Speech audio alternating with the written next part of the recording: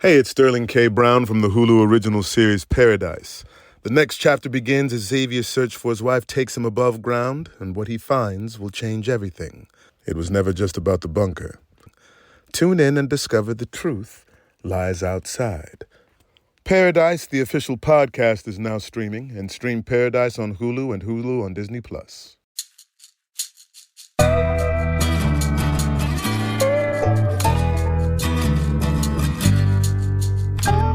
Hey everybody, this is Dave. I am the game master of the Rad Rolls Fallout Tabletop RPG podcast. Joining me today is my dear friend, player, and sometimes GM of Rad Rolls, Jared Bailey. How you doing, buddy? Not bad. Thanks for having me. I'm happy to have you here. Today, we wanted to kind of give you a little bit of a rules cast. This is going to be kind of casual. We're going to be doing some talking about the rules, giving you kind of a setup of how to play a Fallout TTRPG. This is the only Fallout TTRPG, unless you homebrew something. But this is by Modifius. This is kind of going over their book, their rules, some of our own thoughts on the rules, own thoughts on equipment, enemies, tips and tricks, that kind of stuff. It's not a bulleted necessarily format, but it will be a great conversation and may give you some ideas in the future about running your own game and doing your own thing. I'm going to hand the first kind of basic question off to you, Jared. So what exactly is a TTRPG? Oh, wow, we're going to start strong here. So TTRPG is an abbreviation for tabletop role-playing game. So role-playing game is any type of game in which you play the role of a character. It could be a self-insert. It could be something fantastic. It could be something low and pitiful, and anything in between.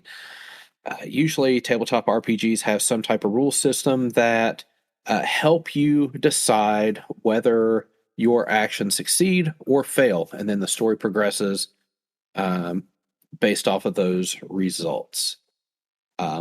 For a lot of people, when they think tabletop RPGs, they think about like Dungeons and Dragons, and most recently like 5th edition Dungeons and Dragons, and those use dice and a character sheet to kind of help with your decision making, whether or not the action you took succeeded or failed, or just how well you did or just how poorly you did. Some games don't use dice. Some games may use cards. They may use spinners. They may just require some interpretation of the narrative and what makes the most sense. But tabletop RPGs really span a very large array of rule sets and stories and environments, settings. It's pretty broad. I think that's a great overview of it. How did you get started in TTRPGs? So probably my introduction to role-playing games in general would have been video games. So, the Final Fantasy series, we just talked about that a little bit a while ago. The Phantasy Star series that was on like Sega Genesis. Yeah, Phantasy Star 4, that's where it's at. Yeah, Chrono Trigger, all the Square and Square Enix, all those like RPGs that came, that's sort of what gave me that inspiration, just for these fantastic stories. I've got characters with different statistics that are better at some things and worse at other things. And then, Fallout or the Elder Scrolls games. So I think Morrowind was the first one I picked up when I had my Xbox. So, that was a really deep dive into sort of like a stats heavy game. And Fallout 3 was another one that I had picked up for my 360. And then about 10 years ago, it was about 10 years ago, I was introduced to Pathfinder. So our local area has a really good Pathfinder Society Lodge, and I was introduced to Pathfinder through their organized play campaign. And from there, I found a game that I could drop in one day a week on a Sunday, and it didn't have to be the same people every single time. I could just bring my character, and I could play, and I could do this on a weekly basis, and that sort of transitioned me into being comfortable enough to try to run the game once I'd learned the rules a bit better. And then once I got comfortable with that game system, I started branching out to other game systems, and now I've got a full bookshelf of different RPGs and stuff that I've read and learned from and cherry pick from when I want to run stuff. And, it's that's kind of been my background. I started very small, tangentially related to tabletop RPGs, then expanded, got mastery into one system, and then expanded out. And a lot of those lessons that I learned from Pathfinder and Pathfinder Society translate very well to other games, just like the Fallout 2D20 system. And that's my rough background. Yeah, I think that makes a lot of sense. And you mentioned about having the books. It's like once you get invested in this hobby, you tend to just collect books. That's just like a part of the repertoire a little bit. Is you just have either too many PDFs or books in some regard. Kind of my start with it was like you was with video games. I think I was a big Dragon Quest fan for a while, and then got started with some more 3D stuff. I started with Knights of the Old Republic and Knights of the Old Republic 2, and then I was like, okay, well, who makes these games? And so it was BioWare was the first one in Obsidian. I was like, well, let me play some of their other stuff, and that's where I got introduced to Neverwinter and Neverwinter 2, which are I think Neverwinter 2. I want to go back and play sometime because that's just a really good D&D game. From there, I really played a bunch of video games, Elder Scrolls, Fallout, Dragon Age is probably good in between the original stuff, and now Final Fantasy. And then a few years ago, I had a friend group that was like, we should play D&D. It's like we should do this and just figure it out. We know absolutely nothing about them, and ended up DMing a few sessions, and then I was like, well, that's pretty fun. I like doing that. So we kept on doing that and kept on. It's a different DM this time because my time is now spent GMing a different podcast rather than trying to build two worlds at once. I'm now just building one world, which is nice. But I decided, I was like, there's something about Fallout, which Fallout is a series that a post-apocalyptic RPG that came out, I think, in the late 80s, early 90s. It was a computer RPG, so it was like top down. You were looking tactically, you were filling out skills. Kind of in the late 2000s, it came out as a 3D game where it was like a first-person shooter. Still had a lot of that RPG mechanics. That's what kind of made it big. Fallout 3, Fallout New Vegas, and Fallout 4. I think the trio of those games made it what it is. I think that between those four, there's probably a favorite for people that they will ride or die by. I got started doing a podcast based on their multiplayer game, Fallout 76, which is set in West Virginia, which is where we're both from. And I thought, what, this is fun. I wonder if there's like a tabletop RPG that is like Fallout. And so I went through, read some Monster of the Week, read some Apocalypse, some of those Powered by the Apocalypse games. Kind of got inspired by that, and then found that Modifius had just released a Fallout RPG with their own unique 2D20 system, and decided, it's like, let's play a game that's going to be different from most like regular tabletop games. Our games are a little bit different from like when you actually sit down to play. Combat's a little faster. We're really like focused on dialogue and having discussions. Like there's a lot less, I think, of that chuff you get when you hang out with friends and have a drink and a snack and you're just like all together. Like we record in 2 to 3 hour sessions.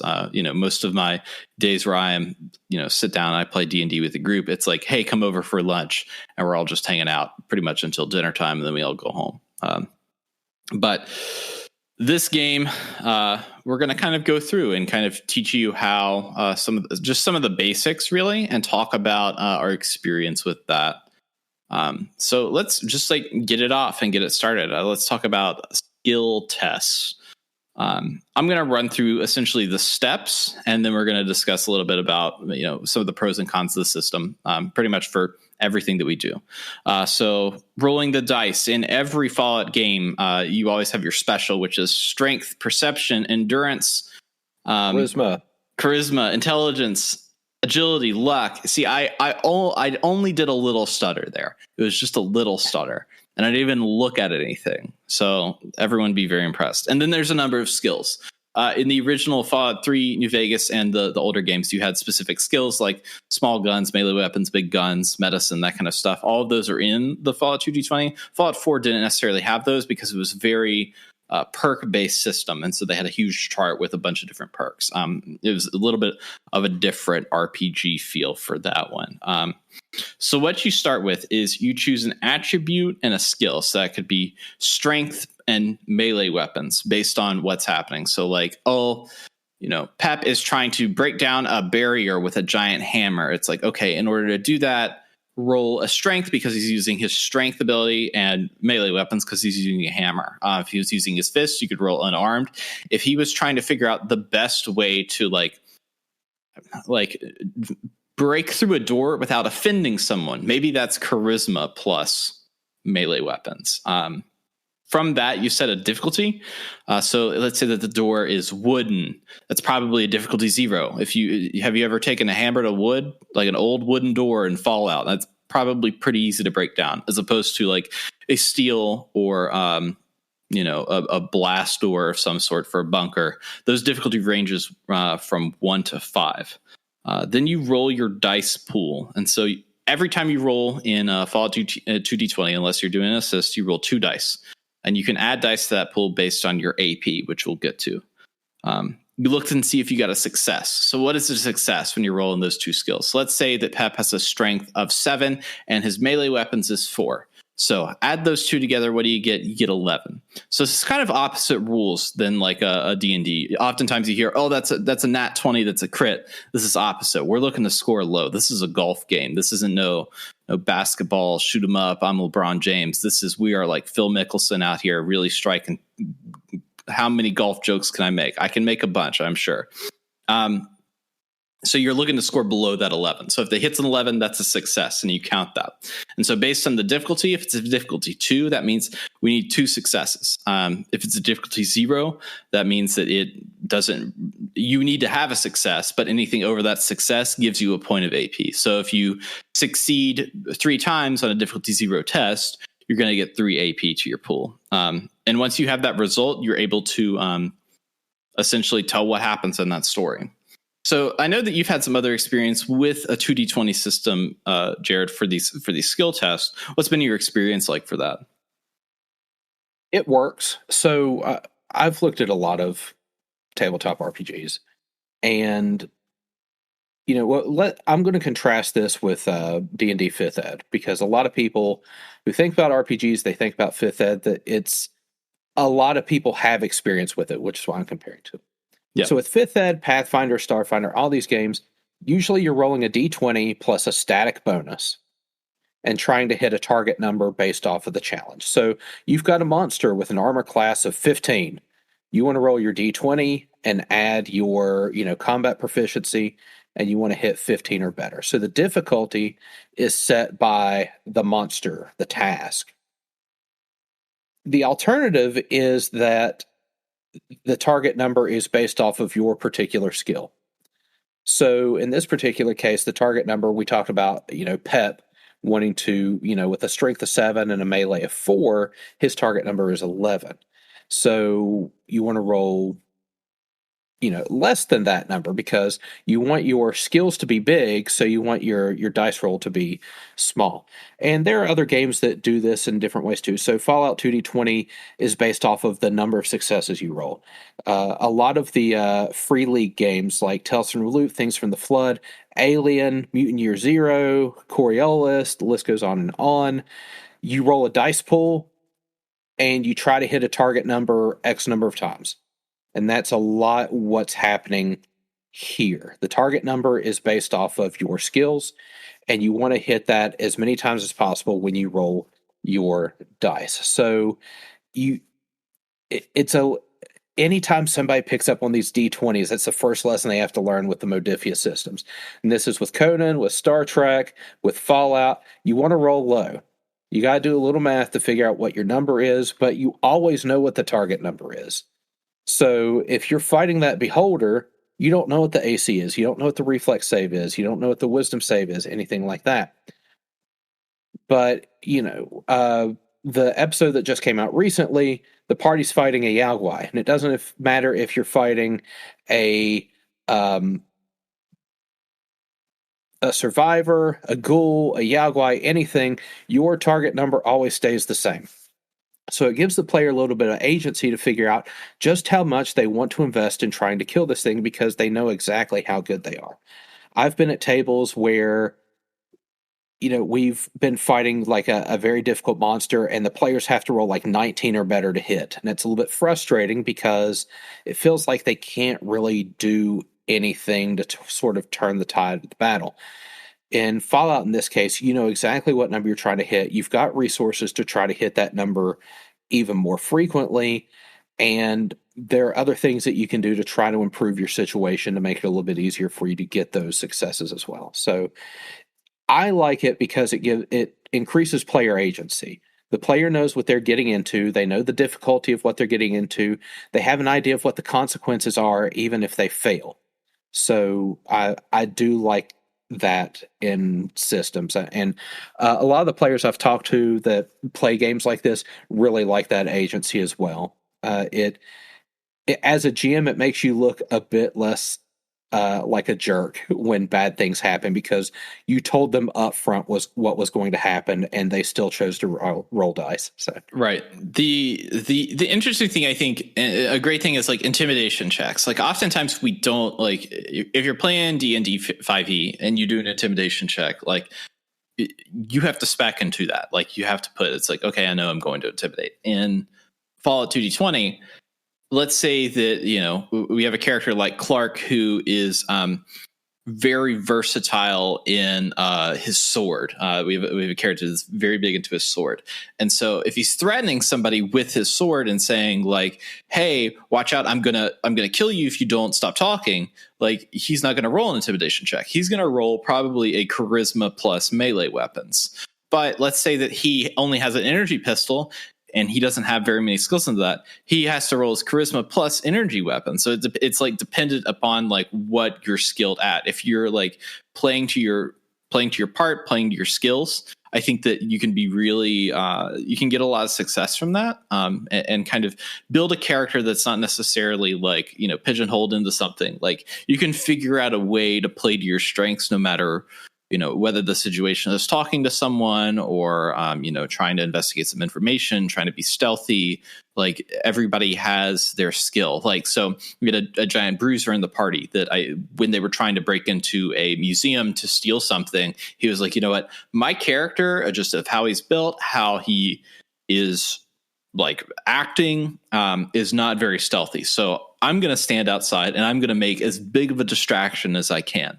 Like just from looking at his skill set of what he could do, looking at his special, looking at his skills, was able to make that adjustment and say, okay, this is what I can probably do. And from a GM perspective, saying, okay, well, I'm not going to add a lot of like sneak. He's going to be kind of like tricking people. There's going to be a lot of charisma involved. If he's intimidating people, if he's using his power armor or something, like he's going to be using that strength skill with a speech skill. So there's a lot of ways that I think you can spin it to play it in favor of the players, which I do a lot of the time.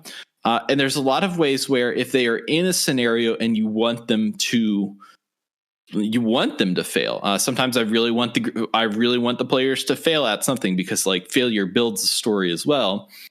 You can be like, hey, you know what? You're trying to jump over quicksand while holding a sword and you just don't know what's going on. You can roll something that's out of their skill range and say, okay, try that. Do you still want to do it? Yeah. Yeah. Do you still want to do it? Yeah. Yeah. And I'm just looking at the skills right here and just the mix and match is absolutely wonderful. I'm taking a look at, repair, for example. Repair is typically attached to intelligence, but if you have to remove like a rusted nut with a wrench, you could use strength instead. If you're trying to assess what repairs an item might need, you might be able to use your perception. If it's a 12-hour job, you might be able to use endurance. You could use charisma if you're speaking with someone about those repairs. Intelligence to actually use the repairs. Agility if you need to get over to something broken very quickly before something more catastrophic happens. Or luck, just because like we don't know if it'll work or not. There's all 7 of your special that you could potentially use with that one skill depending on the situation. So, depending on how it's pitched, you can adapt these. So it's not just a one size fits all. Oh, if you want to be good at repairs, it has to be intelligence. Generally that is the case, but it doesn't make sense that there's some repairs that require some brute force. Yeah. In the way that the game is set up in general, like sometimes you may be really good at something as well and like just fail your skill test because that's just the way you rolled all 19s and that's just the way, oh, I'm really good at this thing. Oh, that's what it is.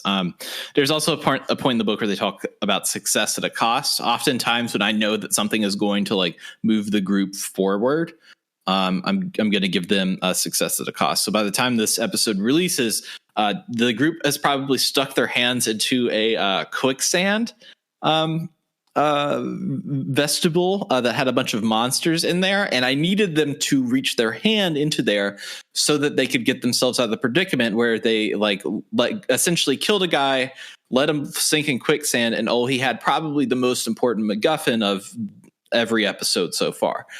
So I needed them to reach in there and do that, and so they failed a skill check, and so I was like, okay, well, if they fail it, then they're going to be able to do it because that's just like. It's hard to say no on some of those important things, but the cost is that they're going to get damage, and it's going to be like a very particular kind of damage. There's going to be like implications to that in the story.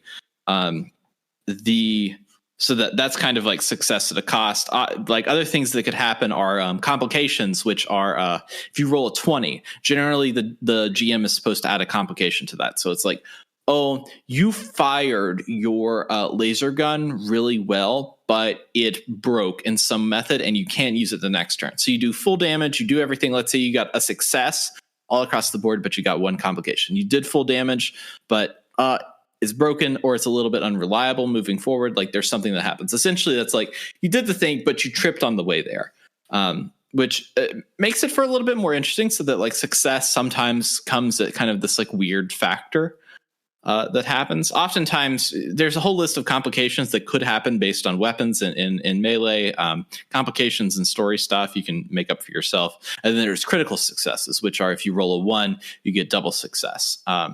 We'll get to it in combat, but we do something a little bit different from the book when it comes to critical success in combat. But it's really helpful in the story. I mean, you can get, if you're rolling 2 dice, I mean, there's a chance that you could get 2 1s, which gives you 4 total successes. I think that I have only done difficulty 5 stuff maybe 3 times in the 30 plus episodes, though Jared did give me a difficulty 57 thing when I tried to lift a Faraday cage with a slightly superhuman character. Trying to prove a point. Trying to prove a point. Yeah, I understand. I'll just remember that, That's fine. So that's kind of where critical success is at. Do you have any more thoughts on success? Well, I want to actually generally get about life. Oh yeah, well, I don't know if I'm the best person to ask about that. The book does a very good job of giving you some example complications, like Dave said. So I'm on page 96 of the core rule book, and it's in a section that's talking about small guns and some of the small gun complications. So the text reads, the following are suggestions of possible complications that might occur should you roll a 20 while operating a small guns weapon. So one is wasteful. So you use more ammo than you thought you did. So you've got really bad trigger discipline. You waste ammo. One is click. So the gun jams or there's a dud bullet or something like that. So you have to spend extra time to clean that out. One is wear and tear, so you can actually reduce the effectiveness of the gun. And last is a ricochet, so the bullet could hit something that you didn't really intend it to do. And all of these different weapon types have different complications that you can use that really spice up combat a little bit. I'm not sure. Well, I was about to say I'm not sure that's happened to a lot of us, and then I remember just how many times Clark has lost his sword. So yeah, we have a character that generally, and this is the thing, and if you tell the game master that's like he really cares about these few things, it's like, okay, how can I take those away from him? How can you challenge a player? And so he brought me the character. He's like, he really cares about his sword. I'm like, okay, so every complication he rolls when he attacks something, he's going to drop his sword, and that's going to be a time that he spends because he's characterly like motivated to go and get the sword or steal it back from whoever managed to like pickpocket it off of him. There's a whole arc where he gets drunk and loses his sword and has to go down to a sewer for like a whole episode and figure some stuff out, lose skin in his hands essentially to get this thing back. So there's, of course, like that's probably the most common complication with weapons in general that we have. But there are other complications, I think, story-wise that we've done. Yeah. Like dropping your weapon is such an easy one. Like everybody gets that immediately. I agree. Let's talk about AP for a little bit. So we mentioned before about difficulty tests, about having like a difficulty 0 and, you got 3 successes on this difficulty 0. So you get 3 AP. So what is AP? AP is essentially a currency that you use. It's in the regular Fallout games that you use to do actions within VATS, but in this game, it's kind of like a way to buy dice to improve your rolls. So let's say that you started this and you had 2 difficulty 0 tests and you got 2 successes on there. So that bumps you up. That gives you in total 2 AP for both of the difficulty tests, and in total you get 4 AP. And with that AP, you're able to essentially buy stuff. So if you have 4, there's a kind of a currency system. I think you can have a max of 6 AP per character, if I'm correct on that, right? Yes. So the action points are detailed on page 18 of the core rule book for anybody following along. So page 19, there's a section saving action points. If you don't want to spend the action points you generate immediately, you can save them for the group to use later. You can save up to a total of 6 AP as a group, and anyone can use action points in the group pool.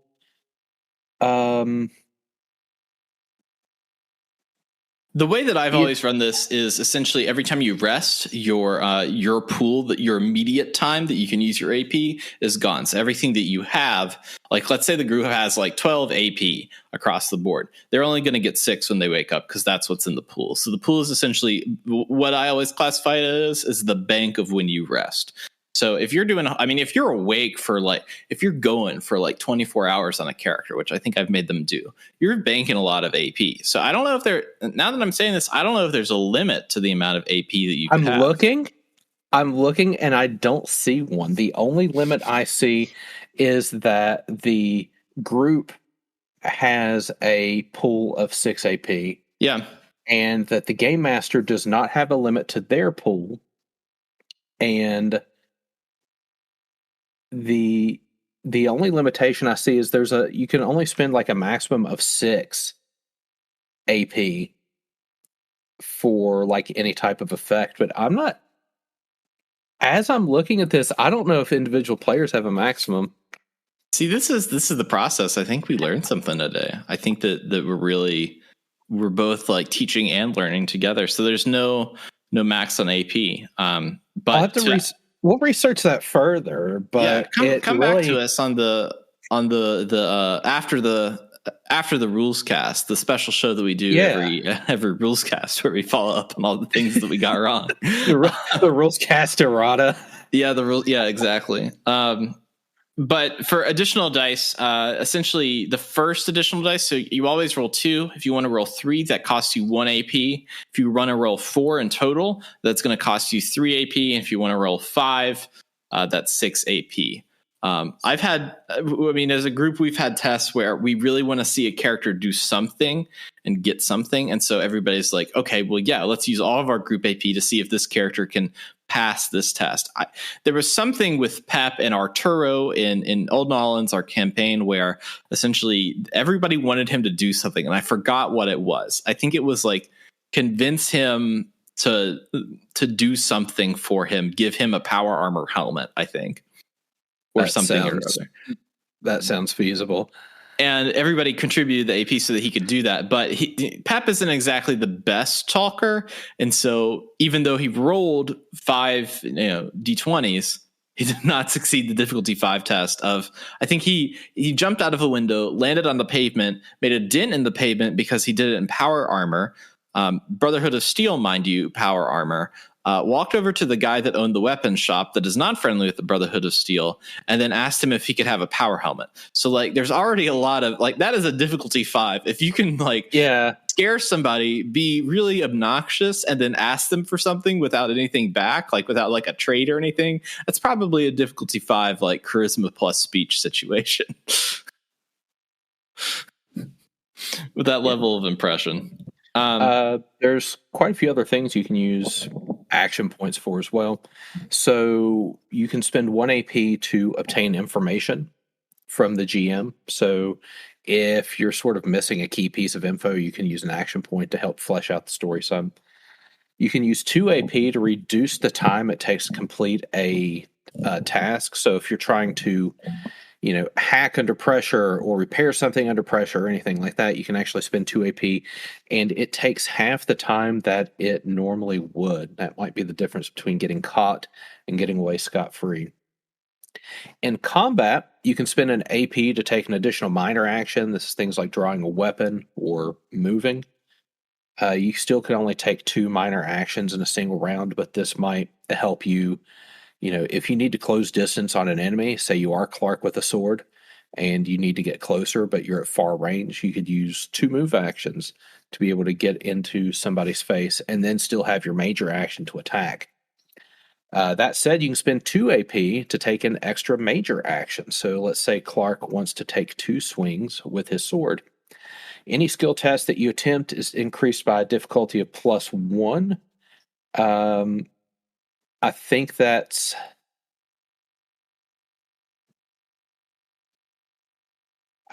cumulative. I'm taking a look at the wording on page 18.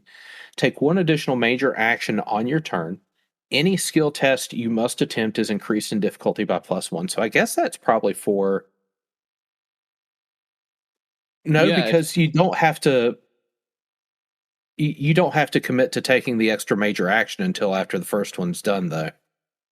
So I'm thinking that's probably for the second major action, because why would you commit to spending those AP if your first attack was going to be +1? So right. The way I would interpret it is, since you can take that AP whenever, it probably only affects the second attack. So, if you're already throwing 2d20 and let's say you are, you specialize in a particular gun or something like that. You've got high perception, you've got high skills, and you're hitting on 14 or better. The chances are good that you might actually get those 2 successes anyway, because if you're Lonnie Haybear and you've got attack skill of energy weapons and you're looking 4s or better to crit and 13 or 14 or better to hit, hitting a difficulty 2 is probably going to be fairly easy, especially if you already hit that difficulty 1 and generated AP. You might generate enough AP to be able to use the major action again. Yeah. The last thing the book details you can do with AP is you can do extra damage with melee or thrown weapons. So if you hit with a melee weapon or a thrown weapon, you can spend every AP you spend up to 3, you get an additional damage die. Now, the reason you can't do this with ranged weapons is because ranged weapons have something called a fire rate, which lets you do something similar with the currency being ammo instead of AP. So this helps, I imagine this helps melee weapons and thrown weapons be a bit more scalable to ranged weapons in some way.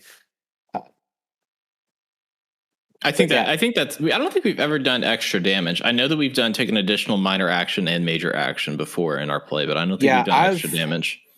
Well, Lonnie wouldn't, because Lonnie's always using energy weapons, which means I'm relying on the fire rate and therefore my ammo to be able to do that. I'm not sure Pep has used melee too much.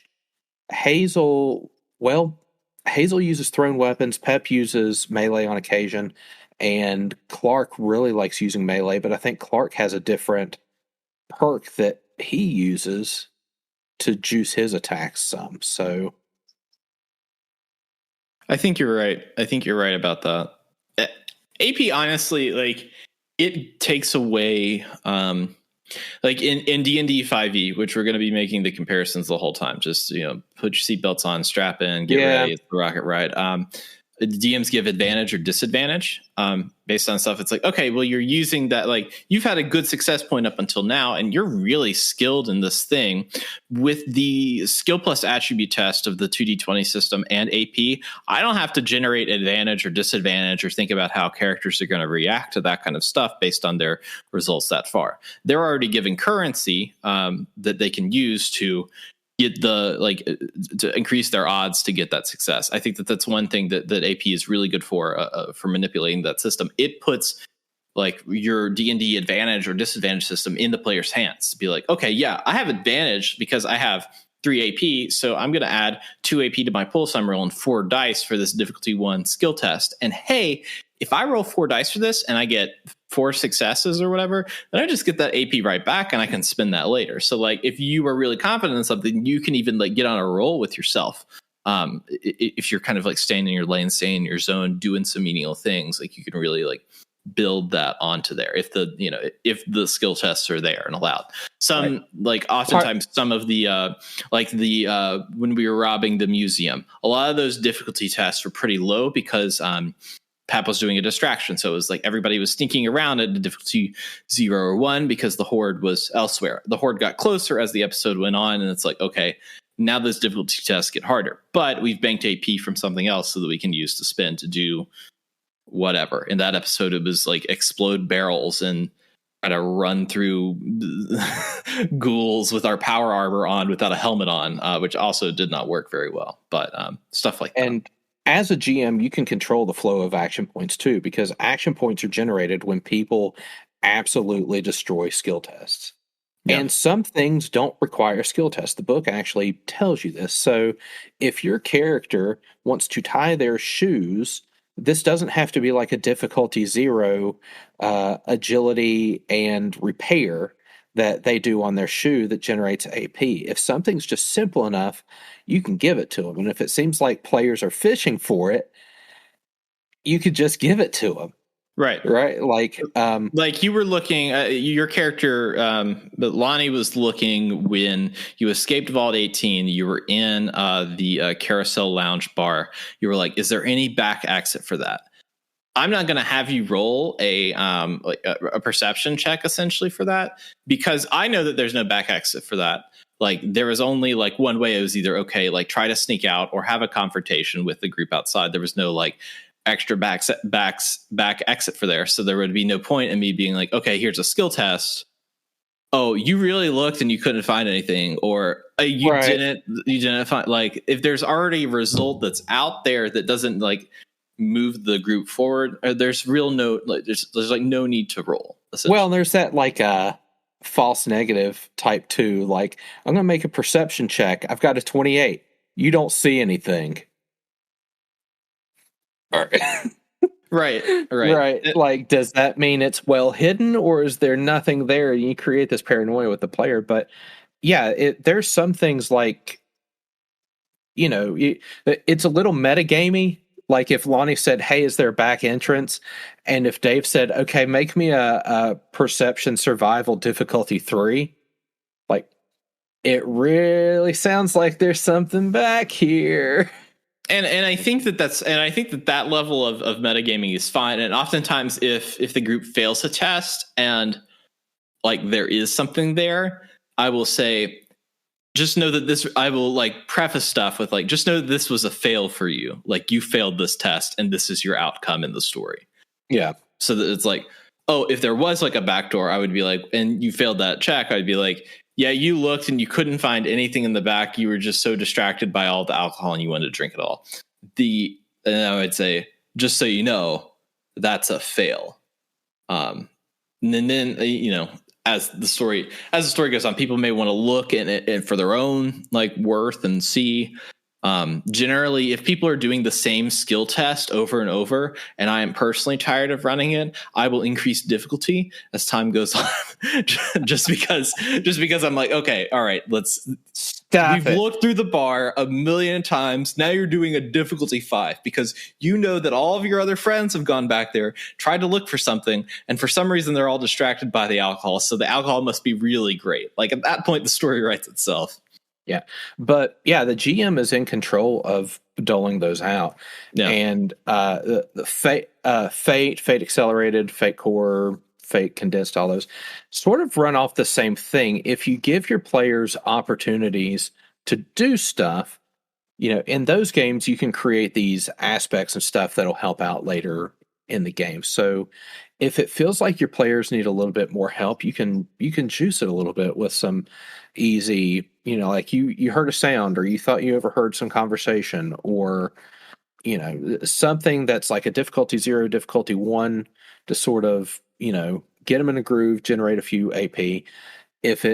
Or you could potentially starve them too, because if there's no skill checks, there's no AP. So I believe there's a balance there, and definitely, like in the session that's coming out, that came out this week, the party fought a Yaogwai, and at the beginning, I think I made the snap decision to give some AP out because you've got these Brotherhood of Steel initiates that you can use, and they require AP for fuel. And we hadn't really established if anyone had any AP for fuel. So, okay, everyone gets some AP. But yeah, they are a nice resource for players. And you have to, from a GM perspective, like you have to understand, like even a difficulty 0, people are going to fail, even if they are, spec'd out for whatever. They got a 10 in strength and a 5 in melee, and it's a 15. They could it's a 25% chance.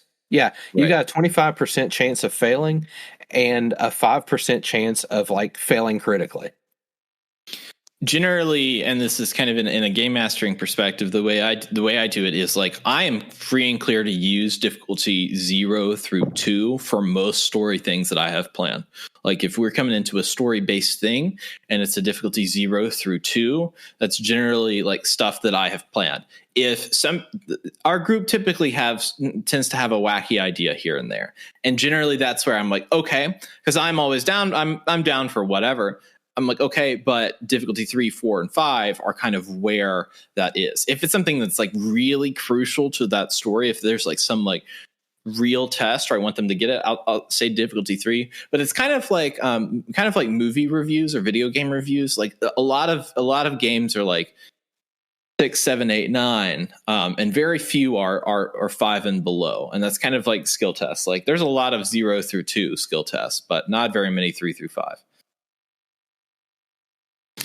Moving on, let's talk about luck real quick. Luck is attached to your luck special. It's the last one in there. Your luck points are equal to the amount of luck that you have. So let's say you have 4 luck, you're going to have 4 luck points. So what can luck points be used for? The first one and the most often one we do is misfortune, which allows us to re-roll a 1d20 or 3 combat dice per luck point spends. Oftentimes, people will want to do a roll. They've already rolled it, and they're like, this doesn't make any sense. Oh, I am really good at repair and intelligence, and so I had a difficulty 0 test. I got a success and a 20. I want to re-roll the 20. Spend a luck point. They can do that. Most of the time they get a success from that. Sometimes they don't. But that's the most often when we see. We've had a luck of the draw, which is essentially spending a luck point to add a detail to a scene. That was during when you all were about to leave for O'Nallins. I think Clark added a detail to the scene where he made Signal make doggy bags of Mirelurk jerky for everyone. Yeah, Clark has used luck of the draw several times. Mm-hmm. And it's worked to our advantage most of the time. Just most of the time it has additional detail. And it's kind of like, you're not going to be able to with that, like from and other people may feel differently, but like, I'm going to add a detail to a scene. This isn't like going into the settings in Fallout and spawning in like a death claw into like your casual conversation with things. Like this is like, I am unarmed at this point, and I didn't expect to be.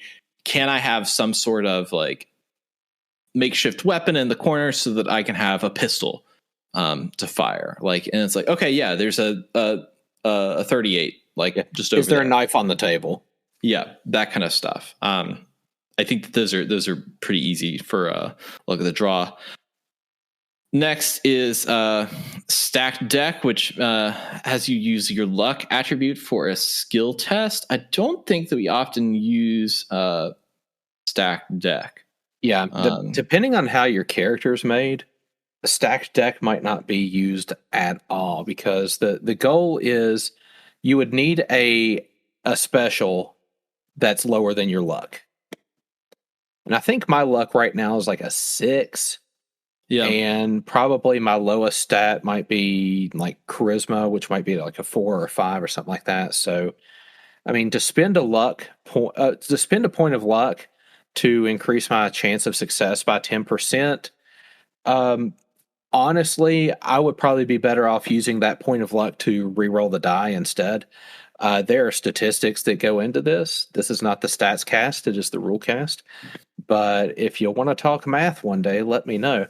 But in a lot of situations, unless you have a like if you've got 10 luck, it might be worth it. But using the misfortune to reroll one of your D20s could potentially be better. Now, if you're rolling a ton of dice, if you're rolling like 5d20, it might be good to use stacked deck. If you're rolling 2d20, you're probably better off with a reroll.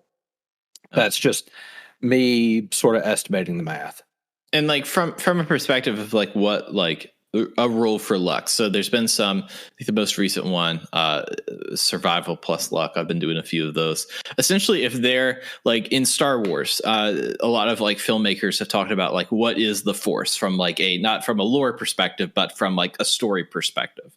Like what is like the, the push pull, like I'm going to choke you with the Force, that kind of stuff. And essentially it's a plot device. So it's like that, like kind of like fifth element to a scene where you like somebody is in, like how powerful they are is dependent on like how much they need something. It's kind of like this like secret ingredient, I guess, to a lot of stuff. And so that's what I often see luck as. Is like, okay, if there is something that like is important to the story, but also like a little bit intangible, kind of like there's like a little, it's not necessarily magic, but like a little bit of a like twinge to it. I think that's where I typically tend to put luck a lot of the time, because there's like rolling a luck skill in a dice based game can be a little silly sometimes. Yeah, that's pretty meta.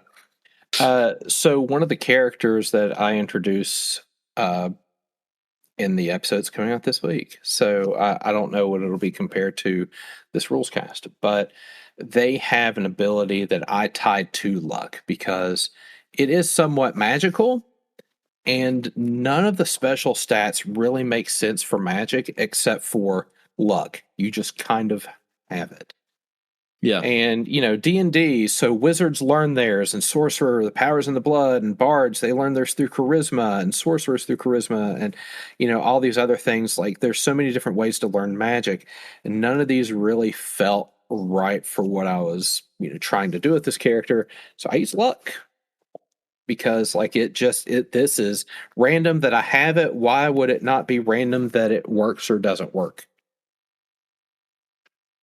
I think that makes sense. I think that's for us, that's like where it ended up on. I think that's it for our basics. So I think the next thing that we're going to get into is combat. All right, so let's talk about combat for a little bit. The great thing about your character generally is going to have a static initiative stat. So oftentimes when you hear D&D 5e, you say roll for initiative. This one is just a static stat. So generally that is your equal to your perception plus agility. So generally you're going to have like, you're just going to be in the teens at some point, unless your perception is 4 and your agility is 4, which I necessarily wouldn't recommend because a lot of guns use perception and you got to be fast sometimes. But that's how you set your agility. It's static unless you do something with like luck based points, or there's something story wise that kind of changes that up. once it's your turn, you can take some actions. Let's talk about minor actions first. So you can essentially take 2 minor actions. No, wait, you can take, excuse me. Sorry, I read ahead. One. You can take 1 minor action per turn, unless you have upgraded yourself in some form or fashion to take 2. Minor actions include aim, which allows you to reroll 1d20 on the first attack roll you make. You can also draw item, which is draw 1 item carried on your person or pick up any object or item within your reach. Interact, which is interact with equipment or environment in a simple way. Move, which is move up to 1 zone, any position within medium range. And take Kim, administer a dose of a Kim that you were holding, targeting yourself or a willing character within your reach. You got to be holding that Kim too. Next up, we've got major actions. The first one is assist, which you can assist another character with their next test. When the character you were assisting takes their turn and attempts their task, you can provide assistance, which is essentially adding, you roll a 1d20, and then if you get a success, you add that to their success pool. Next, you can do an attack, which is make an attack with a melee or ranged weapon. Command an NPC. If you have an allied NPC, you can essentially put them under your command. If it requires a test, there's certain tests you can do. There's some automatic stuff, like using charisma plus speech if there's a person, charisma plus survival if they're an NPC or animal, intelligence plus science if the NPC is a robot. Defend. You can you focus on protecting yourself. Make an agility plus athletics test with a difficulty equal to your current defense. First aid. You try quickly to patch up the wounds of yourself or an ally. Make an intelligence plus medicine test with the difficulty equal to the number of injuries the patient has. Increase the difficulty by 1 if you are trying to perform first aid on yourself. If you succeed, you can either heal HP equal to your medicine rating, treat 1 injury the patient is suffering from, or stabilize a dying patient. You can also pass, which you can choose to do nothing. You can rally, which you grit your teeth, catch your breath, and prepare yourself. Make an endurance plus survival test with the difficulty 0, and save any action points you generate. You can also do charisma plus speech to inspire allies if you feel like it. Ready, which is describing yourself doing an action, kind of readying that action. Say, oh, when they attack, I'm going to do this thing. And it kind of sets you up so that that domino is in place the moment the situation you described happens. You can do it. Sprint, which means you can move up 2 zones. So let's say you're in long range, you want to move to close range. You can skip over that medium range and just go right to close range, or any kind of skill test associated with your turn. Let's stop right there with all of that.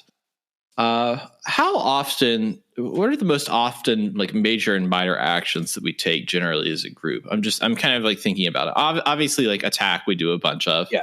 So looking at minor, not a lot of us aim.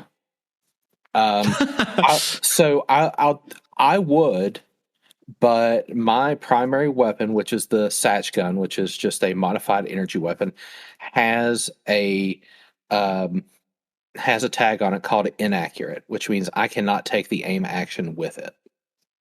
So I would aim, because once you're in like that butter zone of like the range that you need, none of the minor actions really are helpful, because usually you're moving is the main minor action, and that's going to be the same thing for like any sort of tactical combat in 5th Ed, Pathfinder, Starfinder. Right.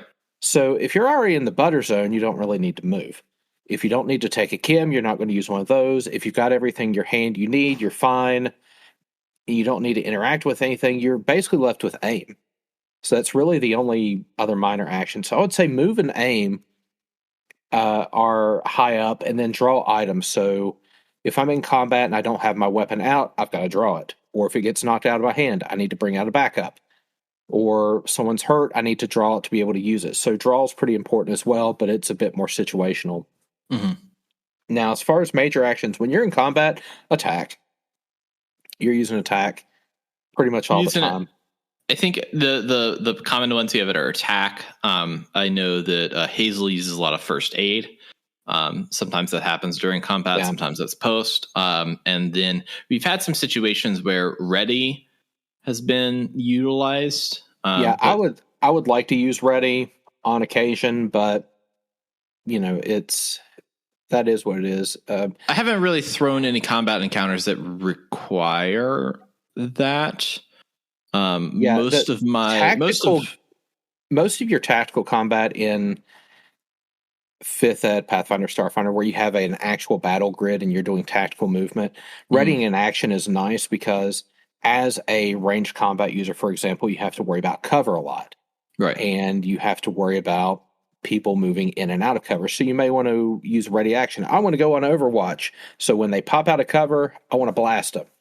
Or as a melee user, I want to ready in action. If anybody comes through my threatened area, I want to swing at them. Because once you move, maybe you're not close enough, but you know that enemies are going to get close enough. So you want to retain that major action. And that's just a way to gamify that clash a little bit if you're not doing something where everybody moves first then everybody attacks simultaneously. Where this one is more like a traditional like turn-based RPG where you're just like in 3 ranges. Like generally, even when I set up like a battle grid, my grids are like you have the party on the right side and the monster on the left side, and I adjust their range based on like their proximity to the monster rather than the monster. Like there's not like a giant grid where you're moving a bunch of stuff. It's really from like a player perspective, which makes combat a little bit faster. That way you don't have to do a lot of like all of the like situational and positioning is all theater of the mind at that point of like trying to figure that out. Which I know a lot of people, typically when I do D&D, I like to do a dungeon and it's like, hey, you're in a dungeon. Here's the room. Here's the situation. Where are you in here? Oh, the party split up. There's an enemy on this side. Like there is like, to me, it's always been, okay, well, if you're going to play D&D, play D&D. Right. Whereas there's some interesting things you could do with ready in action. So you can choose any major action to perform, and then once it triggers, you do it. So you could ready in action to sprint if the Yao gets close enough. So the Yao just spin a turn to get close to you. I'm going to run away 2 zones. I'm just going to keep running away, and I'm just going to kite this thing away, and that's what my turn is. You could ready an action to attack once something's in close range, because maybe you've already moved as close as you can, or you've got an advantageous position, and you want to reduce the difficulty down because of the range increment, so you can wait until something gets in range. Yeah, let's say in that Yao Guai attack, if you're like injured and you have a stim pack on hand, it's like, okay, I want to make sure to take my stim pack, so I'm going to use my minor action to stim pack myself, and then I'm going to ready an action that says, if the Yao Guai tries to attack me, I'm going to move to long range at that point. Yeah, and then you can just kind of kite it. Plus, depending on how that action works out, you may have just wasted that Yao Guai's turn. So if you've got a spread out party, for example, and it decides to go after Steve, and Steve decides, I'm just going to run away. Right. And the Yao Guai now has no target. It either has to use its major action to move again or sit there and take it. As far as the other major actions, we've used assist, but outside of combat. We've tried using command and NPC before, and it's never really worked out to our advantage. First aid, Hazel will use quite a bit. Rally, I don't think we've ever touched. Rally is one of those things where I would probably rather try to make an attack and generate AP that way than, spend a turn trying to generate AP later. There might be situations where if I can generate 2 group AP and Clark gets an extra attack, that might be better than me attacking right now. So if you were unarmed and couldn't do anything else, Rally is a good support move. That, like, if I think of Lonnie in a, completely disarmed and hardly any medicine, Rally might be a good use of their skills, just because you can try to generate some AP for the other party members so they can do work. And if you're rolling, like, if your focus is like, okay, I want to make my guy a smooth talker, like I want to make sure my character is absolutely able to talk his way out of absolutely everything, you're not going to really focus on putting a lot of perks or skills into your weapons. And so maybe it's beneficial for you to rally at the beginning, like use a charisma plus speech test at a difficulty 0, get that AP, and say, okay, now I can pull off some moves because I'll have some more AP to burn and some more dice to have, so that oh, I only have like a pipe pistol that only does 2 damage dice. I can add a number of damage dice on there based on the amount of AP I generate. So my weapons are stronger based on just doing that rally. Or put it in the group pool, and your big hitter, if they have 2 AP that they can pull from the group pool, they just got an extra attack. And who made that extra attack? I did, because you wouldn't have been able to have done it unless I rallied you. So that's my damage. Essentially, we're describing a hype man at this point, which it is. It's as close to a bard as you're going to get in combat without any type of magic or battleground. I think that could work. Control. I think that could work. You'd have to have more than 3 players, but I think that a bard could, like a Fallout bard of some sort, could work pretty well. Yeah, hype man, just to generate AP and to do your medicine and stuff like that. Yep, just support. There, I think constantly moving zones. Yeah, minor action to move one zone and then do a rally. Come on, guys. I'm going to ready an action to run. I'm going to provoke this dude, and then I'm going to ready an action to run away from him. And then y'all just shoot. It's fun. Yep. I love it. Moving on to a more violent aspect, making an attack. So there's some steps to making an attack in the game, which is the attack major action. You choose a weapon and a target. So I'm going to use my sword, and I'm going to attack the boatfly, or I think that's what's called a boatfly. Is it bloatfly? Bloatfly? I think that I Berenstain Bears myself with this. It's a boatfly. Maybe it's a boatfly. I think it's bloat. Well, I think it's boat, so I'm going to be wrong, and that's fine. Okay. If you want to fact check, I'll fact check. I'll die on whatever crazy molehill I make for myself. You're picking a beautiful hill to die on, friend. I am. So you choose your weapon and target. You can choose your hit location if you're doing an aim. Then you attempt your test. These tests are static. So if you have a melee weapon, you do strength plus melee weapons. And if you have a ranged weapon, you do agility plus small guns, endurance plus big guns, or perception plus energy weapons. Lonnie does perception plus energy weapons. Everybody else does agility plus small guns. Thrown weapons, you do either perception plus explosives or agility plus throwing. I know that Hazel uses throwing knives, and Mardi Gras or essentially Mardi Gras beads that she throws at people. Yeah. And unarmored, which is strength plus unarmed test.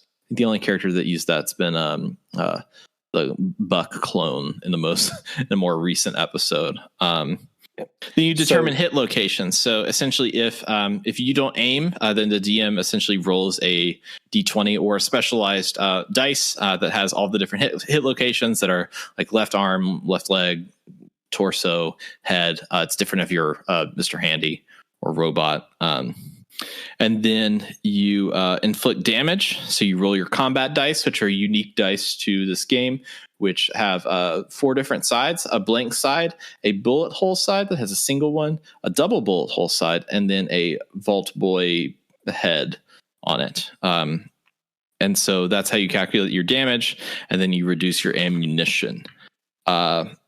Hit locations, there's a table that you can look at. It's on page 28 of the book.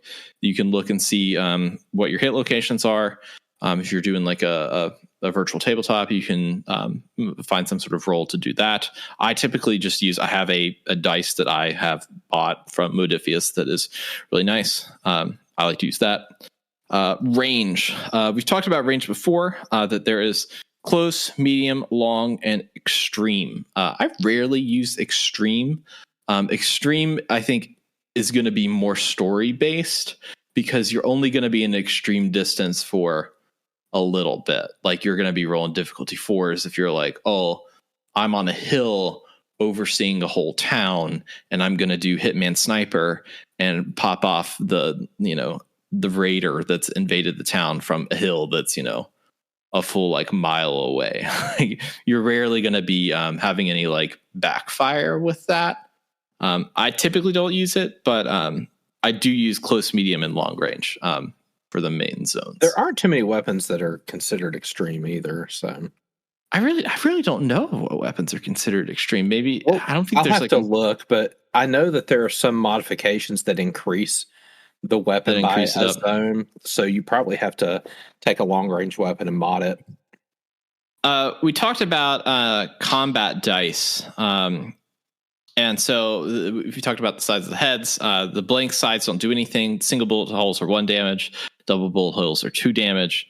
But the Vault Boy head is actually a damage plus your damage effect. So a lot of weapons have a damage effect. So like a vicious damage effect means that's an extra damage. So that means every Vault Boy head means 2 damage. Or maybe I think, Lonnie, your weapon has spread or Jared. Lonnie's character has spread on it, right? It has spread and it has penetrate. So penetrate, and it's penetrate 1, so you can have different degrees of penetrate. So the more penetration you get, the more armor you get to bypass. So if someone has a lot of energy resistance on their armor, my Satch gun is not going to do a lot.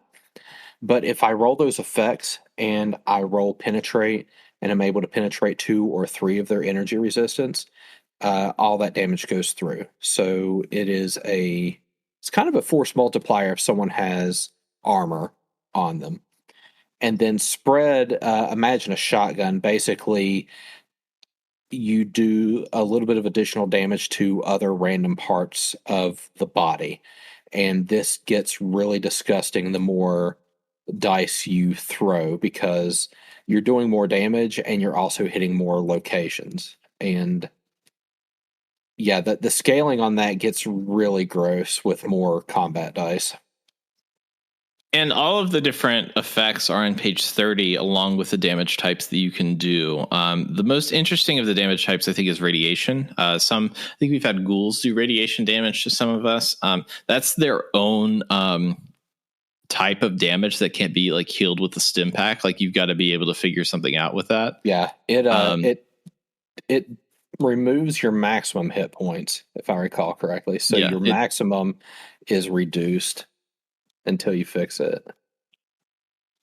Let's talk about, speaking of all of this like damage to people, do you have anything more to add about damage in general? I do want to talk about the attacks real quick, because when we talk about 5th Ed, Pathfinder, Starfinder, when we attack, you usually have something called like a base attack bonus or proficiency bonus in 5th Ed, and it goes up with your level. And then if you have a high strength, you're good at melee. If you have a high dex, you're good at ranged, but it really only goes up with level and if you get magic items. And in the Fallout games, your attacks are skills. So at level 1, you could decide to have your energy weapons at like target number 13, and the max is 16. So if you decide you want to spec into, I just want to be able to hit stuff really hard, you absolutely can do that. And you don't have to worry about scaling. You don't have to worry about your proficiency bonus eventually getting up to that point. Probably by level 4, you could have any of those attack stats maxed out for your career. And then you can start taking perks that, help with damage and stuff. So I find that really interesting that it's my energy weapons or small guns or big guns, they're skills. So you can hit the big targets at level 1 if you really want to, if that's how you want to invest, versus D&D where level 1, you're never going to be able to hit the Minotaur just because the numbers don't work out. You have to at least be this tall to have even a chance of hitting the Minotaur, versus here, level 1, if you want to spec into that sword and, be able to hit on target number 13 at level 1, go for it. Yeah. And I think that allows like characters to, like Clark is the oldest member of our party, and he is like a accomplished mercenary, and so he can spec himself out so that he can be like the damage dealer. Like, he was like, I'm going to do a character at first, it's going to be a glass cannon. Like, they're just going to be able to do damage. And if you listen to those first sessions for a while, pretty much up until I think the Gator Claws, when Lonnie starts pulling off some fantastical stuff, like he is the damage dealer. Clark is the one that is able to kind of navigate through a lot of that. Let's talk about damage and injury. So obviously, like, you have your maximum hit points. Creatures are going to be attacking you. You're going to be calculating like what's your armor.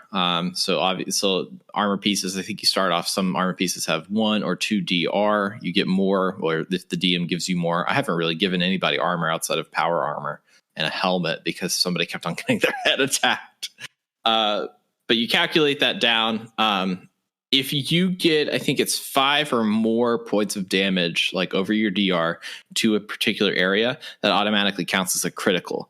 Criticals are a little bit different than D&D 5e. Like, if you are a 20, it's like, oh yeah, that's a crit, so I'm going to do double damage. It's like, well, we have that kind of in our style of game, but critical hits in the Fallout 2d20 aspect are parts of your body that may be hurt. So I think somebody got a critical recently, and I think it was their leg or arm or something, that it was just like they.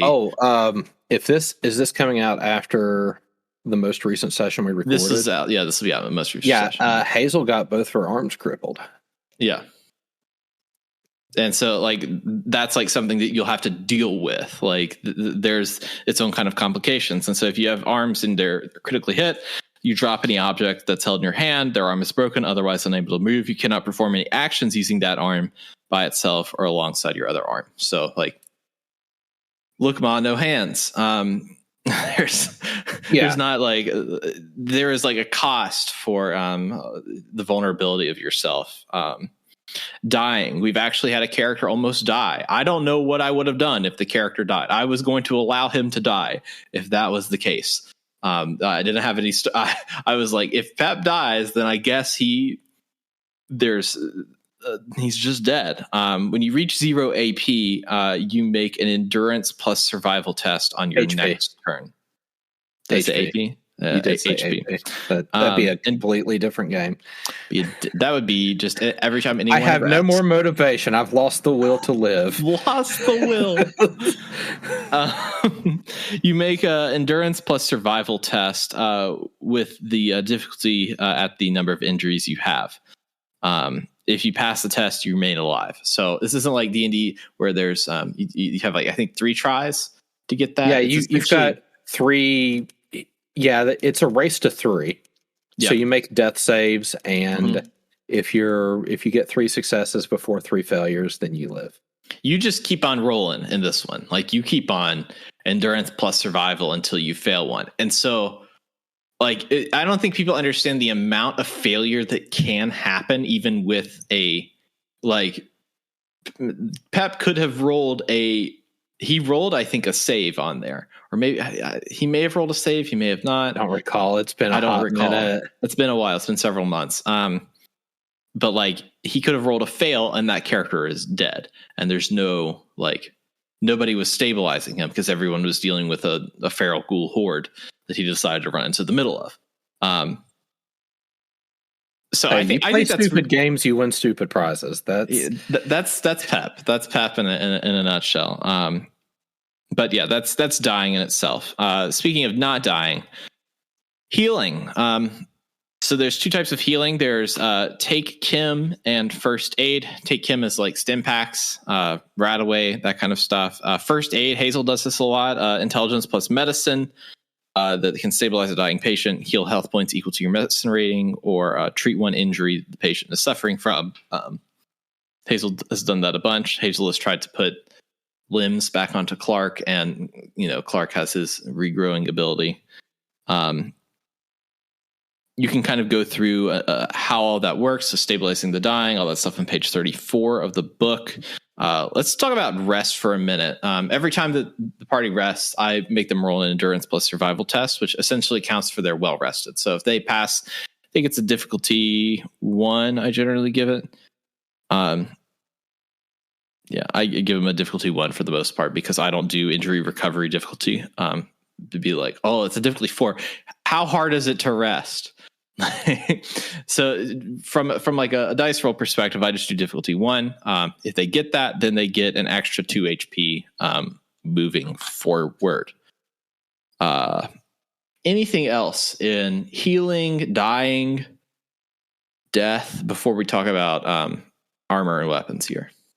Nothing I can think of. I think the biggest way we've recovered health is just by sleeping, because it's just it's the long rest, and it just resets everything, and that seems to work the best for us. Stim packs have been few and far between, and they are a expensive option, truth be told. And I mean, for a party that didn't get caps until level 5, that's the options were sort of limited, so natural rest was our best bet. And I think it's also like when you're dealing with a lot of items from like an actual play on a podcast like standpoint, I think you can get pretty bogged down based on what people have, what people are doing. I think that once you start with the multitude of things, it's hard to keep up with that stuff. So like a stim, like having 3 stim packs is gonna be like a good thing. Like if you have 3 stim packs, then you're like, oh, you're dying over there. Here, let me just stim pack you. Great. You're It's like a Phoenix down. You're immediately good to go, you know? At least from how combat has played out in the past. Armor and weapons. I kind of wanted to talk a little bit about that, because sometimes like armor is kind of hard to understand. There are essentially 3 types of damage for armor that it can. There's like a physical resistance, an energy resistance, and a radiation resistance. Each piece of armor has different attributes based on if it's like a full outfit body that has like your arms and legs and chest. It could be just a specific piece that you have equipped. Any like attack that's made against you, most of the time it's going to be physical. Sometimes it could be radiation. Sometimes it could be energy. You essentially take back. So let's say they do 5 damage against you, and it was a mole rat and he bit you, and you have a DR of 2. That means that they only damaged you for 3. So it's deductive over that time period. Yep.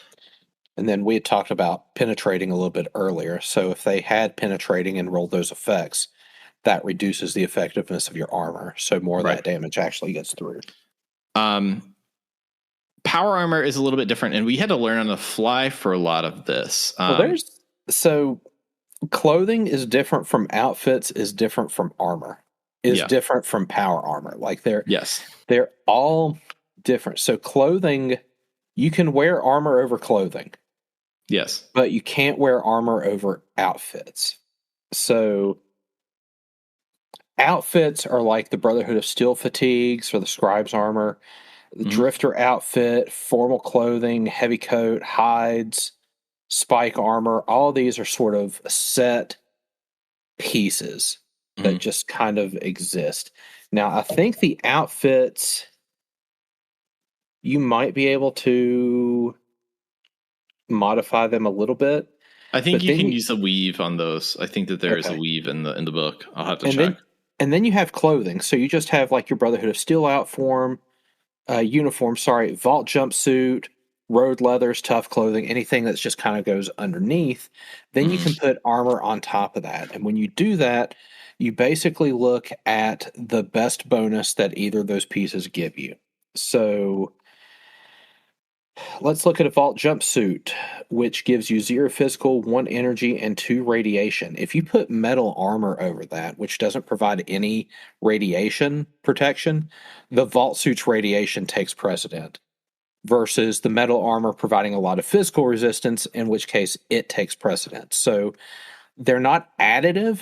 You just take the best bonus from each one.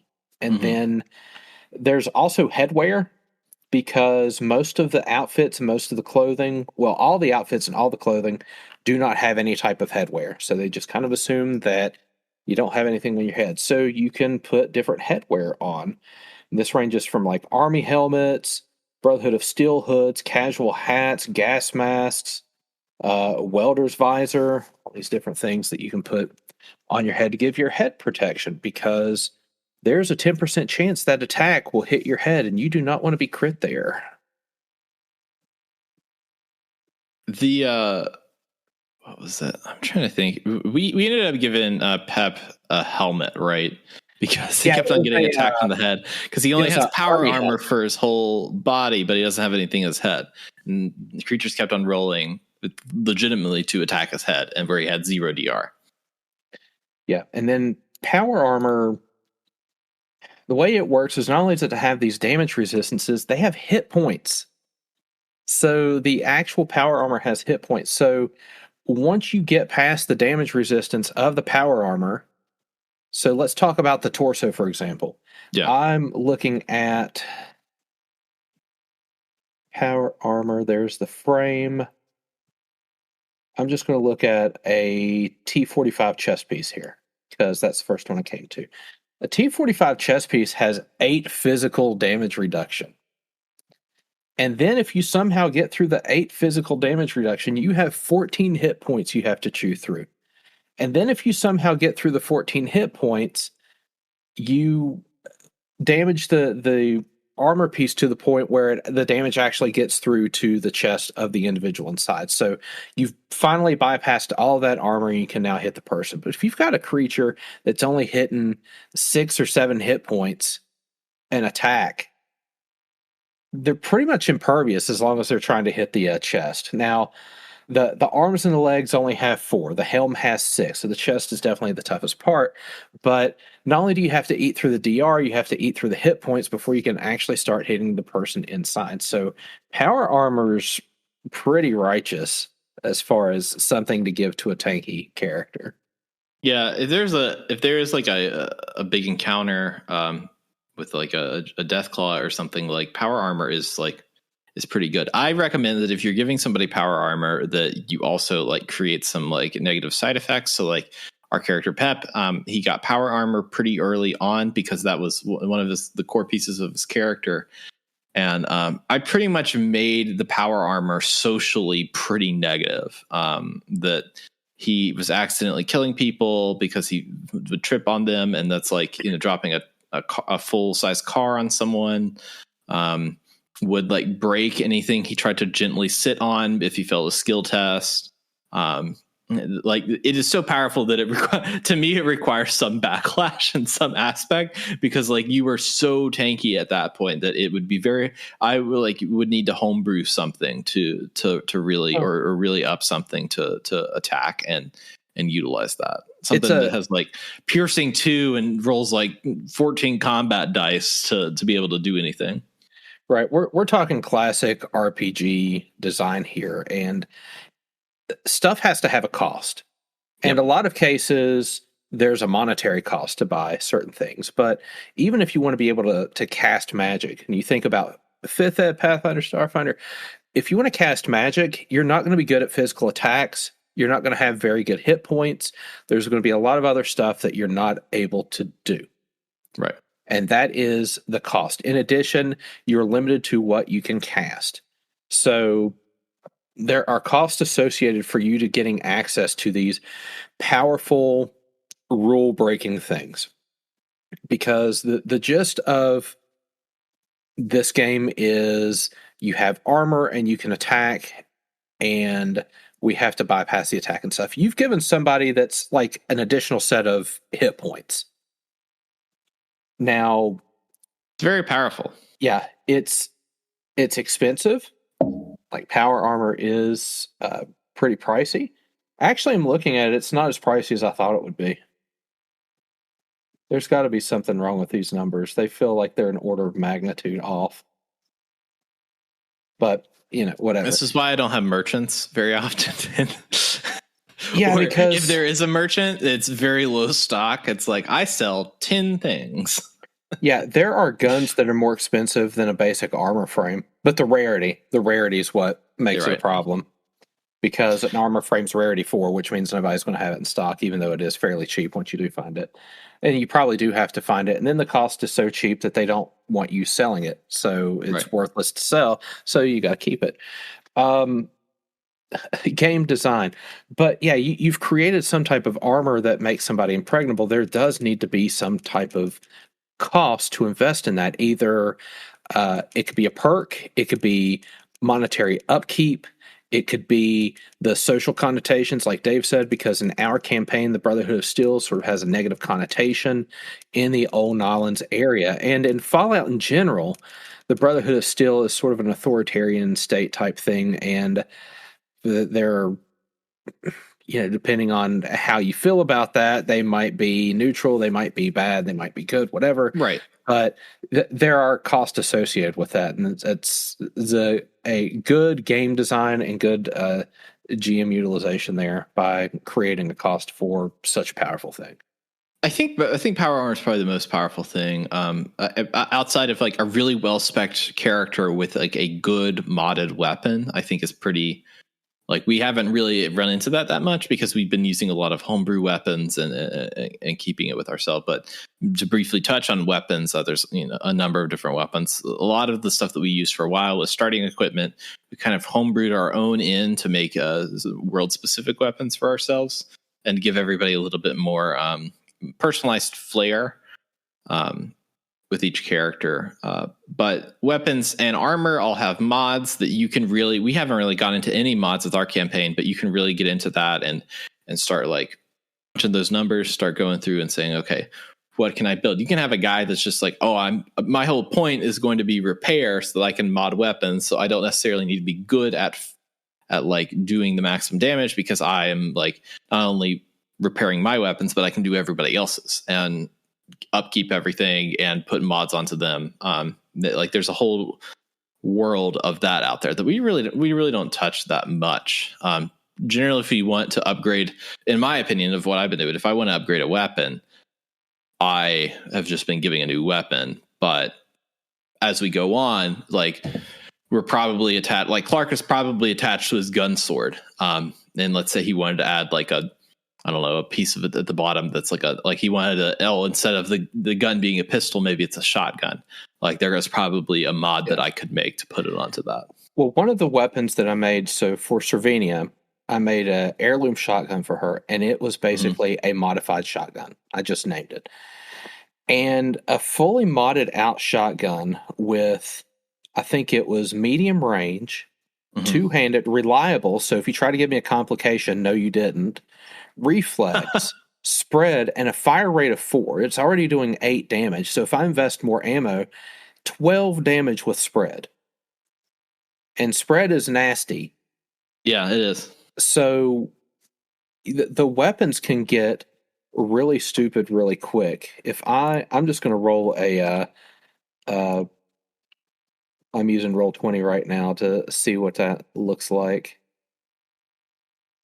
Yeah, that's 9 damage. Plus, I get any spread here? You got a whole 6 spread. Oh my God. So 4 times 6 is 24, plus 9 is 33 damage. Now, if something had DR4 physical, all that's like gone. But something that doesn't have DR physical, that's really disgusting. Yep. From a fully modified weapon. So, yeah, at a certain level, the crafting becomes pretty important. Yeah, I would say so. Also, if your group is not invested in mods or in stuff, like you can always like dumb down monsters a little bit. That's pretty simple to do. And as a game master, you can lie. Oh yeah, you can just lie. I rarely. It's like, oh yeah, game masters lie. I rarely lie. No, I rarely lied about something because I love watching everyone fail. That's my favorite thing. Well, so for some bosses, I've had some bosses that just what'd you do here? I've had some bosses that didn't last long enough, and for story reasons, like I'm not even going to give them like 50 extra hit points or something. I'm just going to. They need to take 2 or 3 more hits at least. Some of the other party members need to have an opportunity to attack. Yeah. With the Yao Guai fight, I was prepared to pump the brakes if I needed to, just because we hadn't really tried anything like that yet, because the Yao Guai was like a level 14, something like that, and we didn't really know what it looked like. A lot of the other combats we had, the party sort of tore through. So... most of my combat encounters have a light puzzle element. that generally it's like that's the barrier to getting into doing damage. Yeah. And then also like you can do a 2-hour session for us, and then if you're not done with a combat encounter in like an hour and a half, then you got to be like, oh, that's an hour and a half combat session. That's probably going to get cut down into, you know, half that time. So you need to be kind of cognizant of like how that, think of it more like an action movie than a, you know, than a, like a D&D game where like you can really Pathfinder, Starfinder, that stuff, you can really like get down and start grinding and start like really doing some, as the British folk call it, some grafting, getting down there and going at it. All right, so let's talk about game mastering. I like didn't have a whole lot of experience in game mastering before I started doing the Fallout game. It took me a while to learn some of the like pitfalls that you can fall into of building either too much story, like what kind of story should you be building, like what kind of framework, what's your GM style. I think you get all of that by just trying. So if it's your first time and you're like, hey, I want to run Fallout 2D20, pick something simple. Like my first session or two was just like introduce the group. There's one NPC that they interact with. There's one fight where they fight essentially mole rats. Everybody gets a little bit of combat. Everybody gets a little bit of social cues. Everybody kind of like makes some decisions together and then rolls out. What's your kind of advice for a first time? Think of it like a tutorial or a beginner box. So I believe Pathfinder 2nd edition, well, Pathfinder and Starfinder, the Paizo products, have these beginner boxes, and they have these adventures in the beginner's box, and they're based around mechanics. So the first adventure you do teaches you about skill checks. The second encounter you do is a combat, and maybe this one is like a puzzle. So or any type of video game now where the very beginning is a tutorial and you just don't know it yet. Like, hey there, you just woke up from cryosleep. Can you take a look around? All right, now let's make sure you're able to walk. Let's check those actuators out. Give us a big jump. Here's a weapon. Shoot down this range. So it's kind of teaching you the controls and stuff, and then doing little combats and stuff like that so you can learn mechanics and stuff. So if you have a brand new cadre of players, it's a great way to introduce them. When you have experienced players, then you can look at the world building and stuff. Like, this is where you are. Learn the world. You have a handle on the mechanics. Now learn the world. And that's why I like games like Tales from the Loop, Things from the Flood, because I can use a setting that people know about. So the 1980s in this city right here where everybody grew up. So now that you've taken that barrier out of trying to learn the setting, the only barrier left is trying to learn the mechanics. So like you said, for the beginning of this game, eventually we are going to go to Alton Islands, but we are at some nondescript base. Right. And we're meeting each other. And we're doing some basic things, and we're doing a basic combat. So we're learning some mechanics right now. And once we get more comfortable with the mechanics, even though we're kind of being railroaded towards Alton Islands, that's fine because we're learning mechanics as we go. And then once we go to Alton Islands, this is an opportunity for us to learn the setting. And then we kind of build on that, build on that, build on that. So as far as world building goes, that's good to try to introduce your players.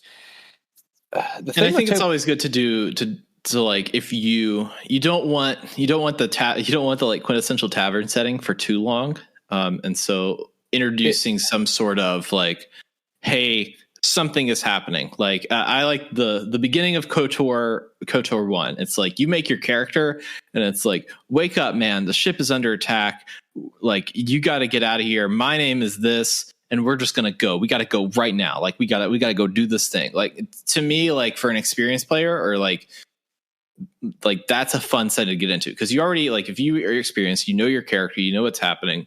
You can just like, okay, cool, I can roll with these punches. I think with the beginners, it's like easy to kind of have like a little ease in, but oftentimes like a pitfall that I've made in the past is like that running too long. And so it's like, understand it's like, okay, have a scene break, like have like you feel rumbling underneath you because it's, 20 buffalo are coming stampeding through your saloon. I don't know why we're in the Old West now. But that's just where we are. But like creating some sort of like a blockade or some sort of like problem for everybody to do outside of like hey, what's up, man? Welcome to the reunion. How you doing? Great to see you.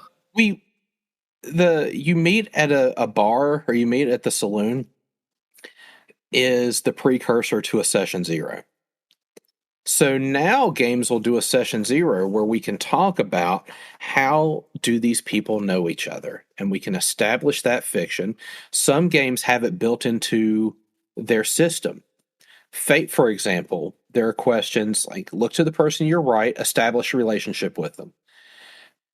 There are, if you go on itch.io or probably Drive Through RPG, there are probably supplements that establish how do these characters know each other as part of a background generator. So it's part of character creation now in a lot of games. So, we had an idea of who our characters were, but Rising Sun Settlement was essentially we meet at the bar. Right. And we have a common task. This could have easily been we had been in prison for 20 years and there's a prison break, and how have we established our relationships with each other over the past 20 years or something like that. Like that could have been a hook there. And, that's just how we know each other. We know how we know each other. We have pre-existing relationships, and just like somebody reading a book or listening to a novel or an audiobook or something like that, the reader, the viewer, the listener is now learning about some of these relationships, and we respect their intelligence by not being so ham-handed with it.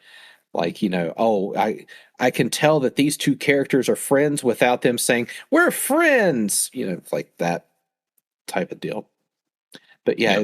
The session 0, consider that, because that is going to help you get everybody on board. Everyone have like the same picture, an idea. And if you are like playing like Fallout TTRPG or Fallout the role playing game, you can like an easy way to like learn the world is like you can just play the games. Like it is directly inspired by Fallout 4. Like learning that world, I think, is pretty simple to understand. I spend most of my time I was like, okay, I have like points and quests for these people to go on. So we had the initial like Rising Sun Settlement, and then All Nolans, and then in All Nolans I said, okay, there's like 6 different places that these people can go. But I'm not going to have them go to all 6 like they're filling off a checklist. I'm going to make them choose where they go to, and then by what they choose, they get to experience certain parts of the world build that I've done. So from my perspective, like it's more important to build a world, and like Fallout's always had factions. Like there's a whole super mutant faction in All Nolans. The party really doesn't.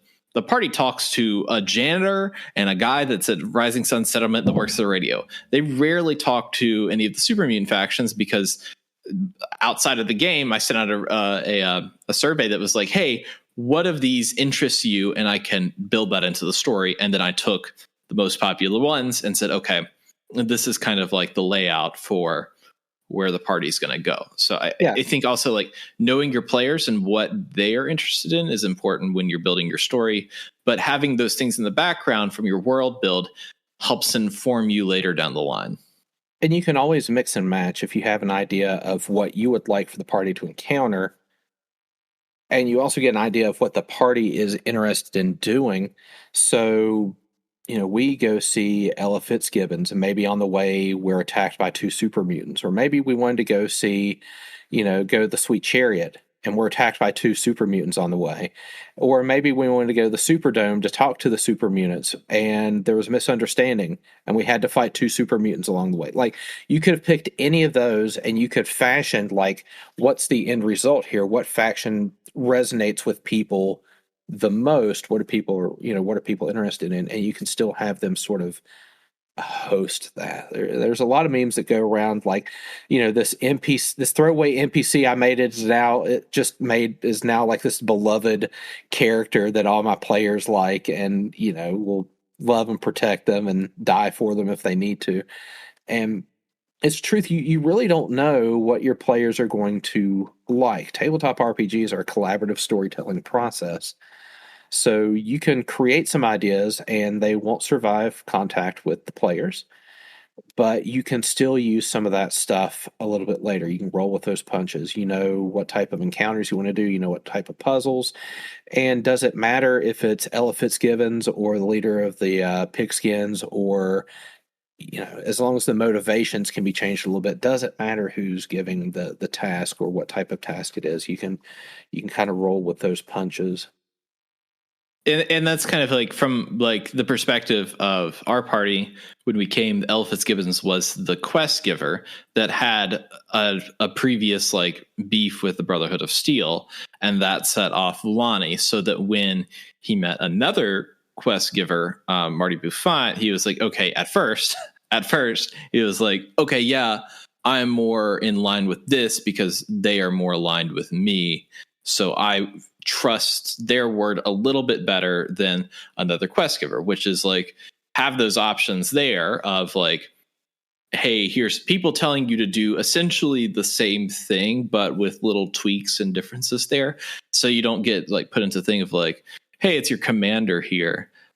Go and, fetch me 3 rabbits and come back to me at the dawn, like having those kind of like fetch quests, like giving a little bit of agency over who you like the group aligns with, and what they want. Yeah, and the Ella Fitzgibbons things was pretty interesting because nobody except Lonnie had any type of relationship with the city, and she was pretty neutral to everybody but Lonnie, and just the stuff that she was doing. It was just this big paradigm shift, and Lonnie just automatically like, I don't like her. Right. And it's not because she's bossed me around or done anything like inherently bad, but I don't like her. I really don't want to help her. Right. And so like you can make a character like Signal, who is like supposed to be like the beloved big guy that wants to hug, and also like he's like the lovable barbarian like character. It's kind of in a lot of different media and stuff. But then like when your quest givers are more like have some stakes, like Signal's stakes are like he loves Meyer Lurks, and he technically loves Ella Fitzgibbons because that's his girlfriend. But like when you have quest givers that have some stakes, you just be prepared for your party to be like, oh, I don't know how I feel about this. And so have some backups in mind, have some ideas of like, okay, what are some nuggets for them to like have? So like Clark really doesn't care about anything outside of money, like as his initial character. And so it's like, okay, how do I motivate him to help the city and do a settlement? It's like, okay, well, I got to have a money factor in there. I've got to be able to promise some sort of wealth. I think Lonnie, Hazel, and Pep are all 3 people in my setting that are pretty motivated by just like intrinsic value of like helping other people and like generating like some sort of respect with other people. Whereas Clark is more like classic mercenary. I'm only here for the money. I'm only here for, I'm here for a good time, not for a long time. And so it's like, you got to be able to have a few different strands to pull people. So I always say that from my experience, that the world building is important. And I think that if you're going to spend time like doing a lot of writing and a lot of like detailing, have the world build, understand that you're not going to use the world build all the time. And really like your scenarios and stories should be directed by your players rather than yourself of what you want to see. I think that that's fine to have beginnings and endings that are in your realm, but like the steps to get there, like of how you get into Vault. Like I had the beginning scenario of they got to walk in the city and be escorted in by people to talk to the quest giver and get their new weapons. And at the end, they had to go to Vault 18. Everything in between there, I was like, okay, here's some different ideas that I have in mind, field out to the group, see what direction they want to go, and then use those tools as ways to get into the final area. So that's the Free League games kind of do that for Tales from the Loop, Things from the Flood, where you have a mystery and you have the introduction to the mystery and you have the facts about the mystery, like what's actually happening and the motivation of the person or the group, whatever. And you might throw in a few details about how people are supposed to find out that information. And that's it. You've got a one-page adventure or outline, and that's probably good enough for a 3 to 4 hour play session. Because, again, a good tabletop RPG is a collaborative storytelling process. So it is collaborative world building as a result. Otherwise, you are just reading your fan fiction to 4 people. So right. There does have to be some collaboration. Now, it sounds like Dave, in this particular case, he introduced Ella Fitzgibbons. He knew her motivations. He knew what he wanted the end result to be. And everything in the middle, this party just kind of made happen. And the GM in this case, Dave, knowing that like these are the pieces that need to fall into place, these are the motivations and stuff, he can kind of shift those around as necessary. So you do need to have an idea of where you want your story to go, at least the broad strokes. But a lot of those details are likely going to be filled in by your players. And you can try to railroad them, but it's a different experience if you can just let your players do some of the work, because sometimes your players' fears can create some of the best encounters. If someone with an off chance says, I think Clark said at some point that all the Brotherhood of Steel is good for is like shooting mole rats and something, and that's what inspired me to have like, we're gonna go hunt mole rats, like just turning that reality, turning that one-off comment into a reality and stuff. Like it adds to that. But well, it's like you don't plan for Pep, like when Pep got power armor. It's like, okay, I had a general setting of like there was a story dump for Lonnie from the paladin in charge that was like, hey, I need to talk to you since he was part of the Brotherhood of Steel. There was an interrogation happening where I had no clue. Like the Free League Publishing, like Signal had some facts that he was willing to give based on the interrogation, but a lot of that was like improv. And hey, I'm gonna try to convince this person to get out of their power armor by trying to fight them, and then steal their power armor while they're trying to fight me. And then I have this like, and then intimidate them away to make them go away. So I just have this like power armor. But what are the implications of that? It's like, well, they went into the city, caused a ruckus, and now the city's looking for people that's involved with the Brotherhood of Steel. And now they think that it's like, what's the domino effect of these solutions? So like the next time they go into All Nolans, it's going to be a very different vibe, very different people because of the impacts that the party had on that setting. Like my original idea for what Old Nolans would be is very different from what it actually is, like based on the story that we all told. Another part about world building, you had touched on motivations for individuals. And I've had GMs do this before. Have your players create a wish list. So if you want to know what motivates your players, have them make a wish list of like, what's your dream weapon? What's your dream armor? What are some things that you'd like to see in the story? So get their input, because that's going to be really motivating it's going to motivate inspiration for you to be able to build the world as well. So for example, Pep and the power armor.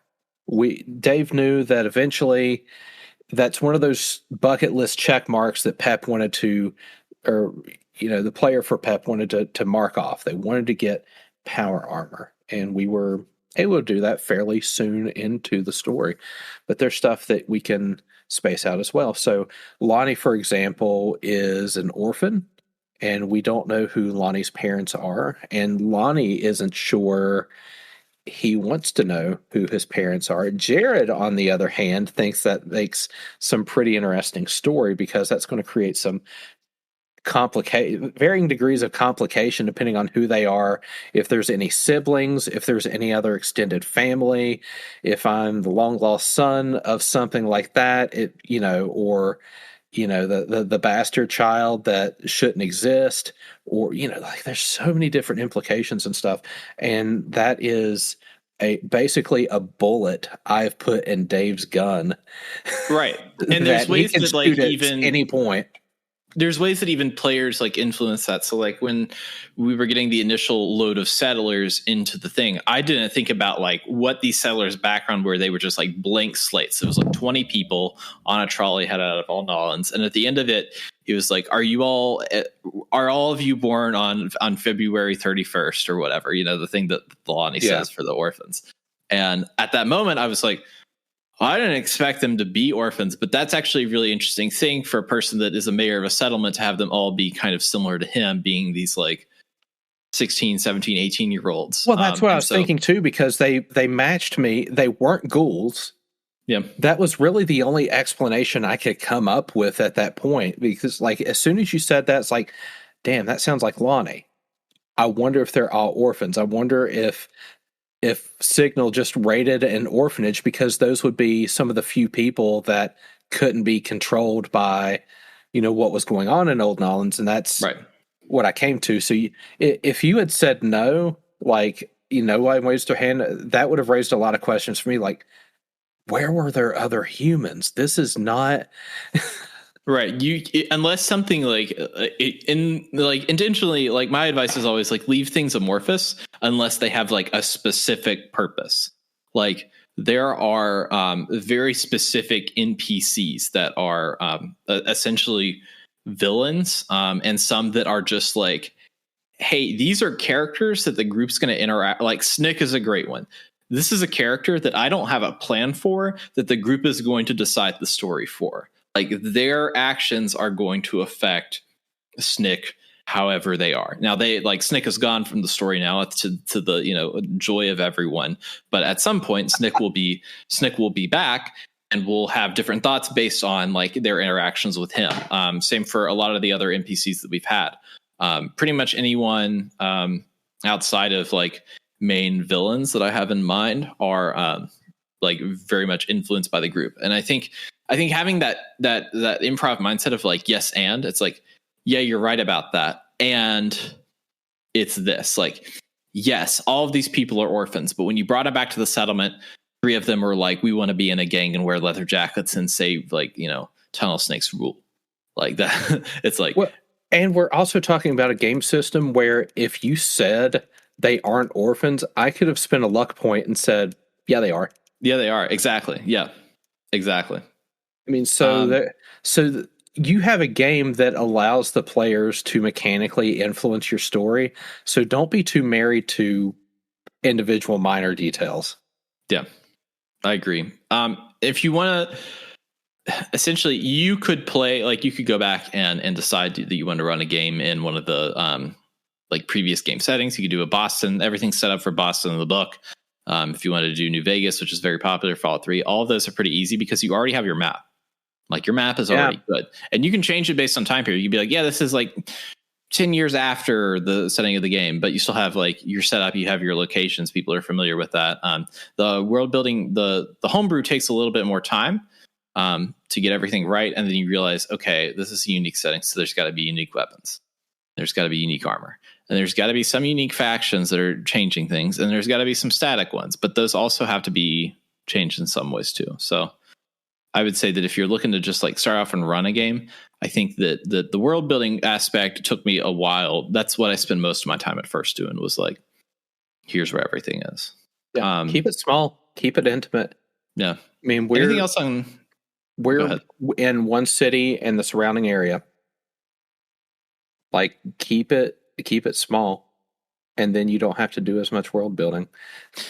The only reason I did all of Southern Louisiana is because I have a buddy that's from Baton Rouge. Then I'm like, hey, how big is Baton Rouge and Lafayette? And he was like, they're fine. I mean, New Orleans is where it's at. And so like a lot of the stuff that he's told me about growing up in Southern Louisiana, I've been able to use in the game, but like I couldn't do, hey, this is all of the west coast of California. We've got San Diego, LA, and Alexandria. Like there's too many places at that point. As opposed to having really like 3 main cities and a bunch of stuff in between, is a little bit more manageable. Let's do character creation. Do you want to do this in Roll20? I have it recording already in Roll20. If you want to do it in there, or I can do it in post. Whatever is easiest for you. Because when we go into Roll20, we're going to be able to see the changes being made real time. So if I type a number or you type a number, it will work. Plus, also, if I've got access to... Yeah, you got access to the rule book and GM and everything, so you can... All of my secrets are open to perks. Yeah, so we can drag and drop those perks and stuff in there, and it just works fine. What I figured. Do you want to start by... I know you had an idea for making... Was it Jack McPumpkins that you wanted to make? Yeah, well, looking at the different character types, I wanted to start with one that was like not many options. Yeah. And then also pick something that most people are going to resonate with. I don't think everyone's going to pick robots. I think a GM will probably be like, okay, we can't have 5 robots. Can we not have, where's the token human in the party? Where's a human that's very convinced he's a robot? Beep, boop, beep. A synth, which is a robot very convinced they're a human, right? So that was just an idea because we know stuff about Jack McPumpkins, so we can pick things to support our decisions for Jack McPumpkins. I mean, what do we know about Jack McPumpkins? He likes cars. He can drive, so he's kind of got a piloting skill. He does what he's told. Yeah. I mean, if he's a guard, then he probably has some skill with guns and all that. So, I mean, we can make some assumptions about Jack McPumpkins. I like it. And then as far as like a survivor, like what do you think? We can do a Jack McPumpkins, and then let's do a Vault Dweller, just basic, and we can make up a vault that they come from. I can just use the perk that I gave Buck originally. Okay. So like where was he? Vault 28? Yeah. Yeah, we can just do a Vault 28 Dweller. Yeah, Vault 28 Dweller. Yeah. Okay. They have fewer options than a Survivor. That probably works, though, because there's going to be a subset of people that want to be a Vault Dweller. So I think a lot of people are going to want to be a Vault Dweller. I saw people talking today that they want to do a whole campaign based in a vault, and I was like, you could do that. You just have to be a big vault with a lot of different rooms. Yeah, you could potentially do that. I could see like the politics or something. It'd probably be good for like a one shot, but good on them for like an actual one shot, like an actual like we're gonna sit down for 3 hours and play a game. I think a vault, like a escape the vault, I think would be a good like. Well, that's your Fallout 3 tutorial right there. Yeah, escape the vault. You can make like 5 NPCs and just like roll. Was it the Gary Vault? Is that Gary? Everyone was Gary? Yeah, and then all of the all of the things that I've added have all been like based on lore. The only thing that I haven't based on lore is, I mean, I guess cryptids exist, but the Lugaroo is the only thing that is like. Yeah, the Lugaroo is going to probably see some action the first time we play in that again because the clones are all just like successful versions of Gary. Like I read up on that lore of like how they made Gary, and so like lore wise, every person in New Orleans is like a successful Gary. Yeah, just from like the science behind it. Because I didn't want it to be a synth. I just wanted to be like direct clones of people.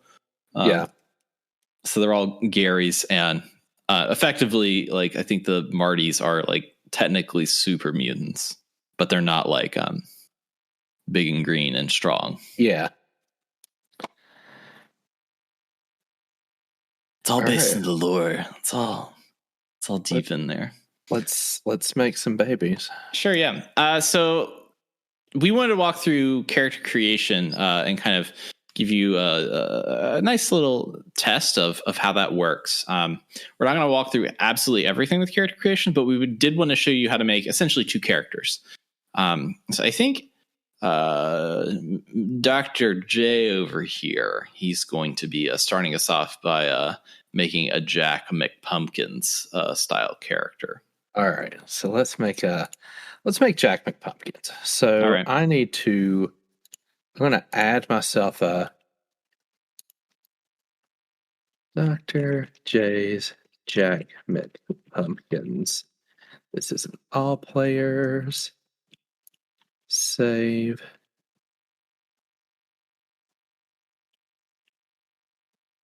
I hit the wrong button. I'm really good at this, I promise. Show to players. So you might be able to see that now. So yeah, I can Jack see it. You got it. McPumpkins. Now I want to pop this out so I have a big view here. So Jack McPumpkins is a ghoul. So when you do character creation, this, if you're following along in your core rulebook, this is page 50. When you create your character, you'll be asked to make a number of choices on their origin, special attributes, skills, perks, and then determine their derived statistics. And choice 1 is to choose our origin. So the core origins that we have available are Brotherhood of Steel, so that's like your Lonnie Haybear, a ghoul, a super mutant, Mr. Handy, a survivor, and that's going to be your Clark, your Pep, and your Hazel, and a Vault Dweller. So back in the day, that was like your Buck character.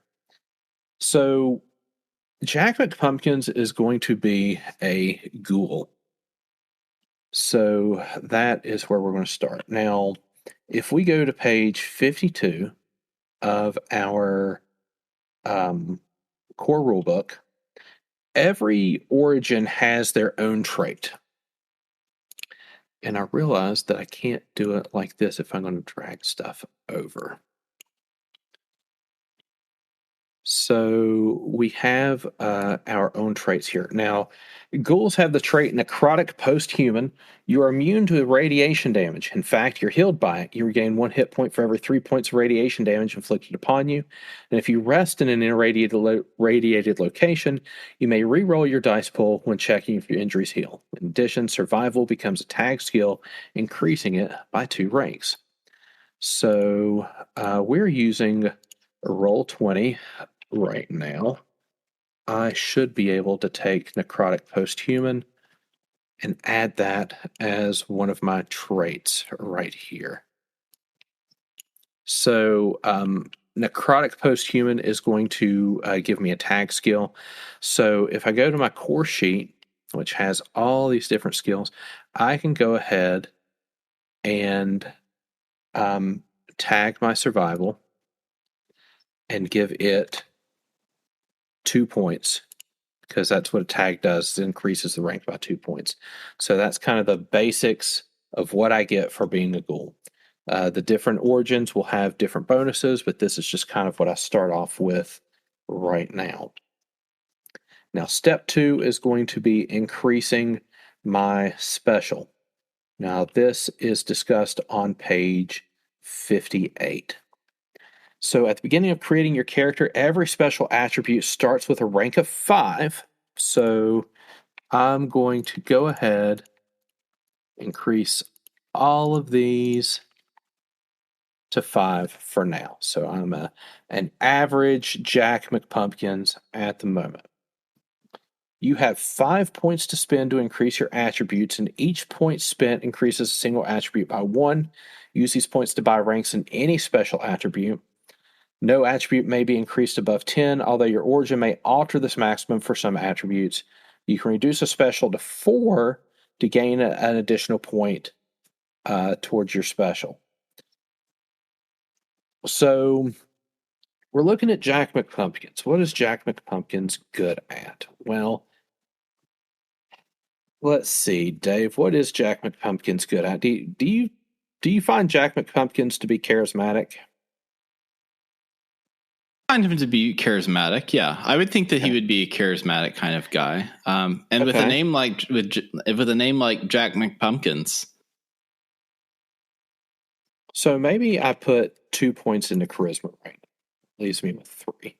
Now Jack is one of the guards for the Voodoos.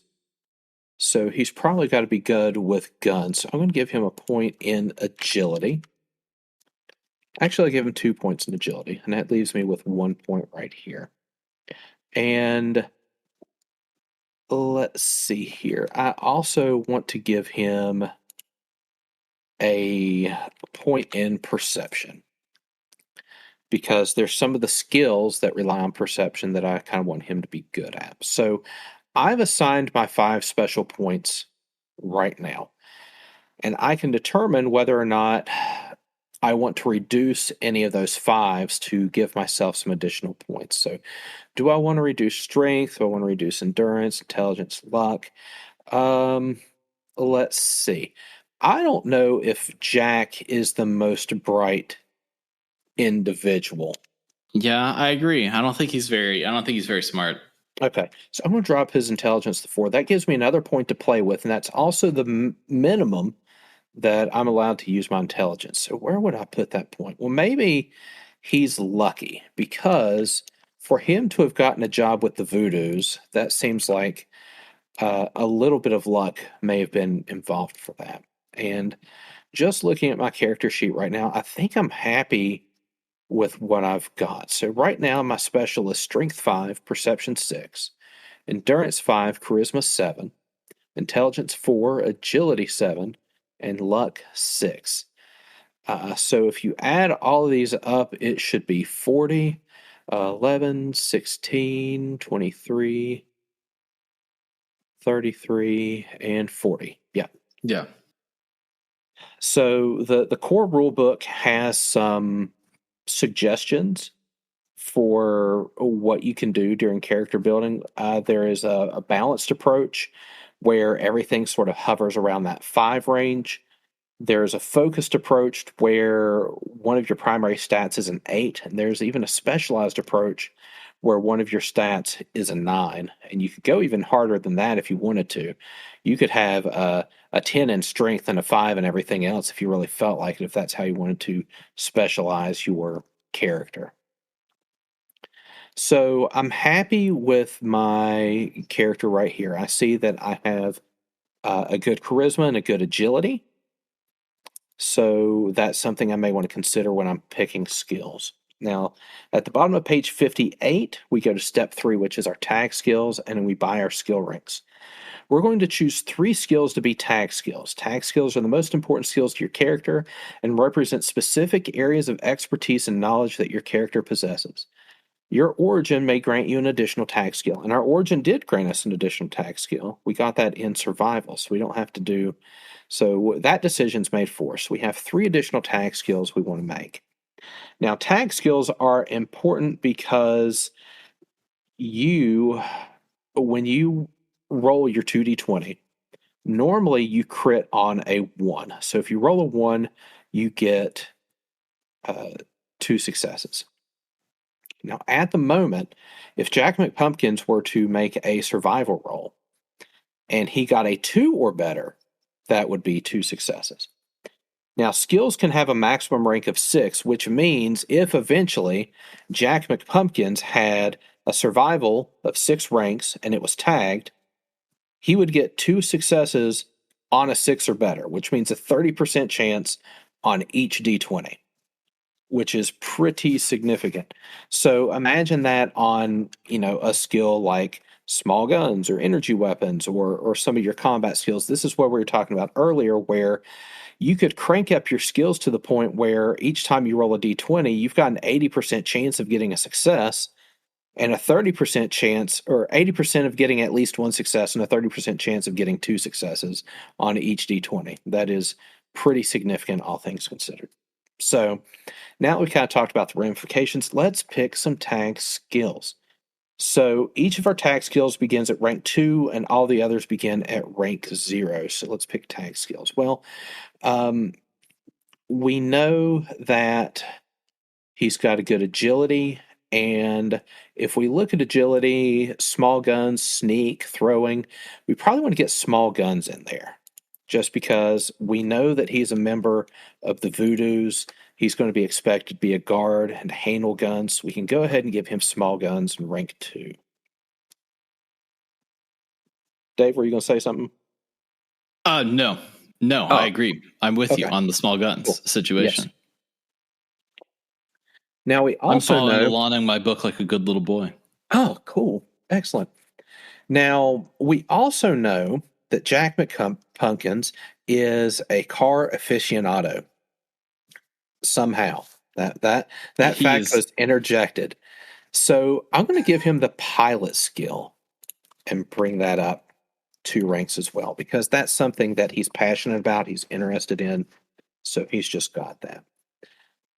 Now we have one more tag skill. What would be important to Jack McPumpkins? Well, we know that he's got a high charisma. So let's take a look at some of our charisma stuff. So there's barter and there's speech. So maybe let's use barter. Maybe Jack McPumpkins is really good at getting a good deal. But before the preservationists had their social income system, he was really good at saving caps. He wants to retire early. That was his goal. But even with the caps, the social cap system, he was able to get some pretty good bargains, maybe get some stuff that was perhaps outside of what he should have been allowed to get. So we're going to give him barter there. Now, when we're rolling our dice now, just to be sure here, when we roll barter, we're going to add our charisma, which is 7, plus our ranks in barter, which is 2. So our target number would be 9. And the GM would set the difficulty as like, how many successes do we need? Do we need 0 successes, 1 success, 2 successes? And we're looking for 9s or better on our dice, which is about a 45% chance on each die. So So for difficulty 1 on a barter check, you're looking at about a 70% success rate. Well, just doing the rough math in my head, which is pretty good compared to, say, like athletics, where it's not tagged and it's a strength based. So you're looking at, a 50% chance of success on that particular roll if you're rolling 2 dice. So, these are where these numbers are important and why I might be choosing tag skills that go along with some of these attributes that I pumped up as well. Or you might go the opposite direction. I know that the book says do your special first, then your tag skills, but as you get more comfortable with character building, you might want to tag your skills and then pick attributes accordingly, just depending on what your style is. So now that I've picked my tag skills, I can now buy ranks in my other skills. I have a total number of skill points equal to 9 plus my intelligence, and each skill point may be spent to buy 1 rank in any skill. During character creation, I cannot increase any skill to a rank above 3 unless I'm creating a character of level 3 or above. So this is a level 1 Jack McPumpkins. So I get 9 skill points plus my intelligence, which, oops, I tanked that a little bit. So I've got 13 skill points. And that's something to consider too, because if you want to be pretty skillful, you may want to consider upping that intelligence a little bit, because at the very beginning, you're going to end up with a few more ranks to be able to put into skills. But right now, I've got 13 to play with. So I'm going to do 1 in small guns. That brings me to 12. Let's see. Speech. I'm going to put 2. That brings me to 10. I'm going to make him sneaky. That brings me to 8. I'm going to give him a point in melee. That's 7. Unarmed is 6. Throwing is 5. Athletics is 4. Energy weapons is 2. Explosives 1.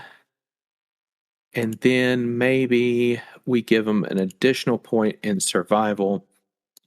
That is my skill points. So now we've created a character whose main skills are in piloting, small guns, survival, and barter. He's good with energy weapons because he's lived in a city that's been near the Brotherhood of Steel. So maybe not his preferred weapon, but he has some experience with energy weapons because of them. Is good at sneaking around and speaking because this is a very social city and he's been called upon to keep the peace a lot. So perhaps he's good at stopping conflicts before they become, bloody. Good at sneaking around because the Voodoos do some nefarious things on the side, but also a few skills in, athletics because you've got to be in pretty decent shape to be a Voodoo.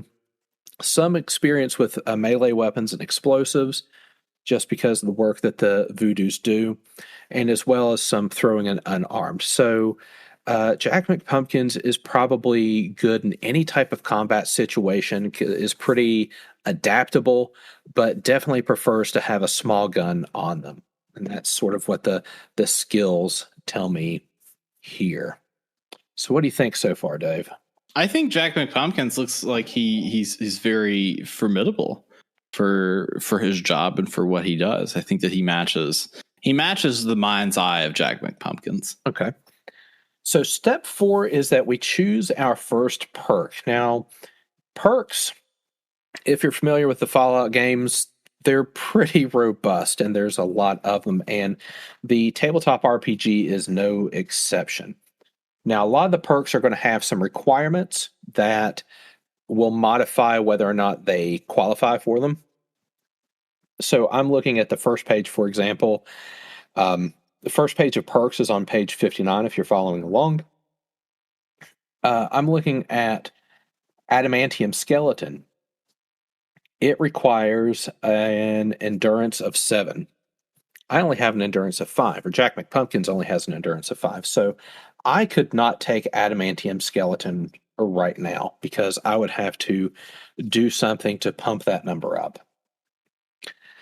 So let's see what I am compatible with. I could get Animal Friend. So I could potentially make animals not attack me. I could get Aqua Boy or Aqua Girl. That's what Lonnie Haybear took first level. Let's see. Where? Barbarian, Basher. Nope. Going through here real quick. I could get Lady Killer. I could get Bloody Mess. So when I inflict a critical hit, if I roll an effect on a combat die, I inflict 1 additional injury to a random location. So if I'm rolling big damage, that might be good because I can do more criticals. I can scavenge more food. I can collect more caps. Let's see here. Center mass. When you make a ranged attack, you may choose to strike your target's torso without increasing the difficulty of the attack. In addition, you may reroll 1d20 when making the test for your attack. You know what? I kind of like that. So I'm going to take center mass, and I'm going to read that a bit more thoroughly here for everyone. So center mass. When you make a ranged attack, you may choose to strike your target's torso location or equivalent for creatures that use different location without increasing the difficulty of the attack. So we talked about hit locations a little bit earlier. And the way this works is that if you want to do a called shot, if you want to hit something specific, it increases the difficulty by 1. And what center mass does is it says, you can hit the torso for free. If you don't want it to be random, you can just hit the torso for free, and we can take a look at the ramifications for that.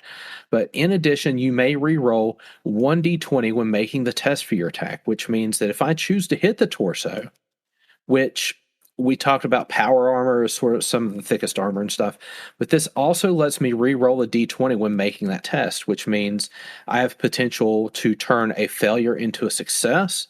I have the potential to turn a success into additional AP. So this sounds like something where Jack McPumpkins got a more, traditional training with training targets. Just shoot center mass. Don't go for the headshot. Don't go for the limbs. Go for the biggest part to try to subdue someone, and then we'll fix them later. So I kind of like this perk for him. So this is a combat-related perk. There are a lot of perks that are not combat-related. They might have to do with social situations or story situations. Anything. Or some are like with Kim's. One gives you dog meat, which is something that Jack McPumpkins could potentially get too. He could have his own dog. But we're going to stick with this. I think we'll stick with center mass. Now I have to scroll through all of these perks to get to step 5, which is our derived stats. Now, derived stats are based on what your special points are. So you don't put points in your derived stats. They're already calculated for you. So the first is carry weight. So your carry weight is 150 pounds plus your strength times 10. So my strength is 5. 5 times 10 is 50. 150 plus 50 is a 200-pound carry weight. There are perks that affect how much you can carry. Base damage resistance. All of your damage resistances start at 0. If you take certain perks and certain armor, that will adjust your damage resistance. So there's like one perk that makes you a little bit more impervious to poison, for example. So you can stave off the effects of poison if you so desire. Next is defense. So your defense statistic is the basic difficulty of any attacks made against you. It's based off of your agility attribute. So if my agility is 8 or less, my defense is 1. If my agility is 9 or higher, my defense is 2. Maybe I want to make an adjustment. Like maybe... Oh, it needs to be 9 or higher. It's at 7. So maybe I don't want to make an adjustment. That would be a pretty big investment there. If I had an agility of 8, I'd probably consider making an adjustment to get it to 9 to get that defense bump. So I'm not going to do that, but something to consider. Like some of these adjustments can be made while you're doing character creation, but I'm not going to do that. Initiative is my perception plus agility. So like Dave said earlier, this is a static number. You don't roll it. So perception of 6 and agility of 7, I've got an initiative of 13. So if you wanted someone that acted in combat first all the time, you could pump up the agility and perception, which are good for a lot of your combat abilities to begin with.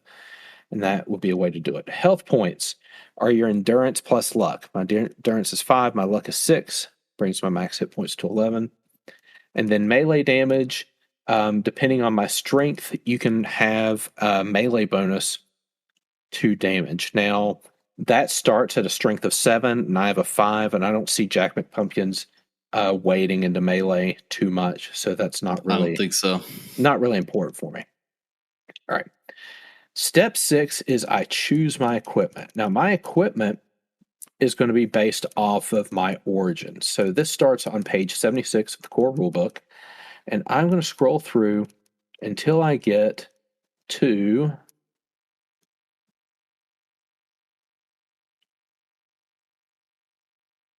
Wastelander. Because characters who select either the Ghoul or Survivor origins may select one of the following equipment. So you've got different packs, Mercenary, Raider, or Settler. He's probably a Mercenary, so I'd pick the Mercenary pack. That would give me tough clothing, leather armor, a melee weapon, a ranged weapon, ammunition, a note advertising a job in a nearby settlement, and some caps. So I'm not going to go through all that, but that allows me to pick there. Depending on my tag skills, I get additional items. So because I tagged Barter, I get 2d20 additional caps. Because I tagged Pilot, I get broken car parts equivalent to 5 common scrap. I tagged Small Guns, so I get 6 plus 3 combat dice of additional shots of an ammo I already possess. And because I tag survival, I get 2 purified water and 1 iguana on a stick. And that right there is Jack McPumpkins. I haven't added all the weapons and equipment and all that stuff, but we have created Jack McPumpkins, beloved NPC from the Rad Rolls universe. And boy, is he beautiful. Beautiful Jack McPumpkins out there pumpkining around.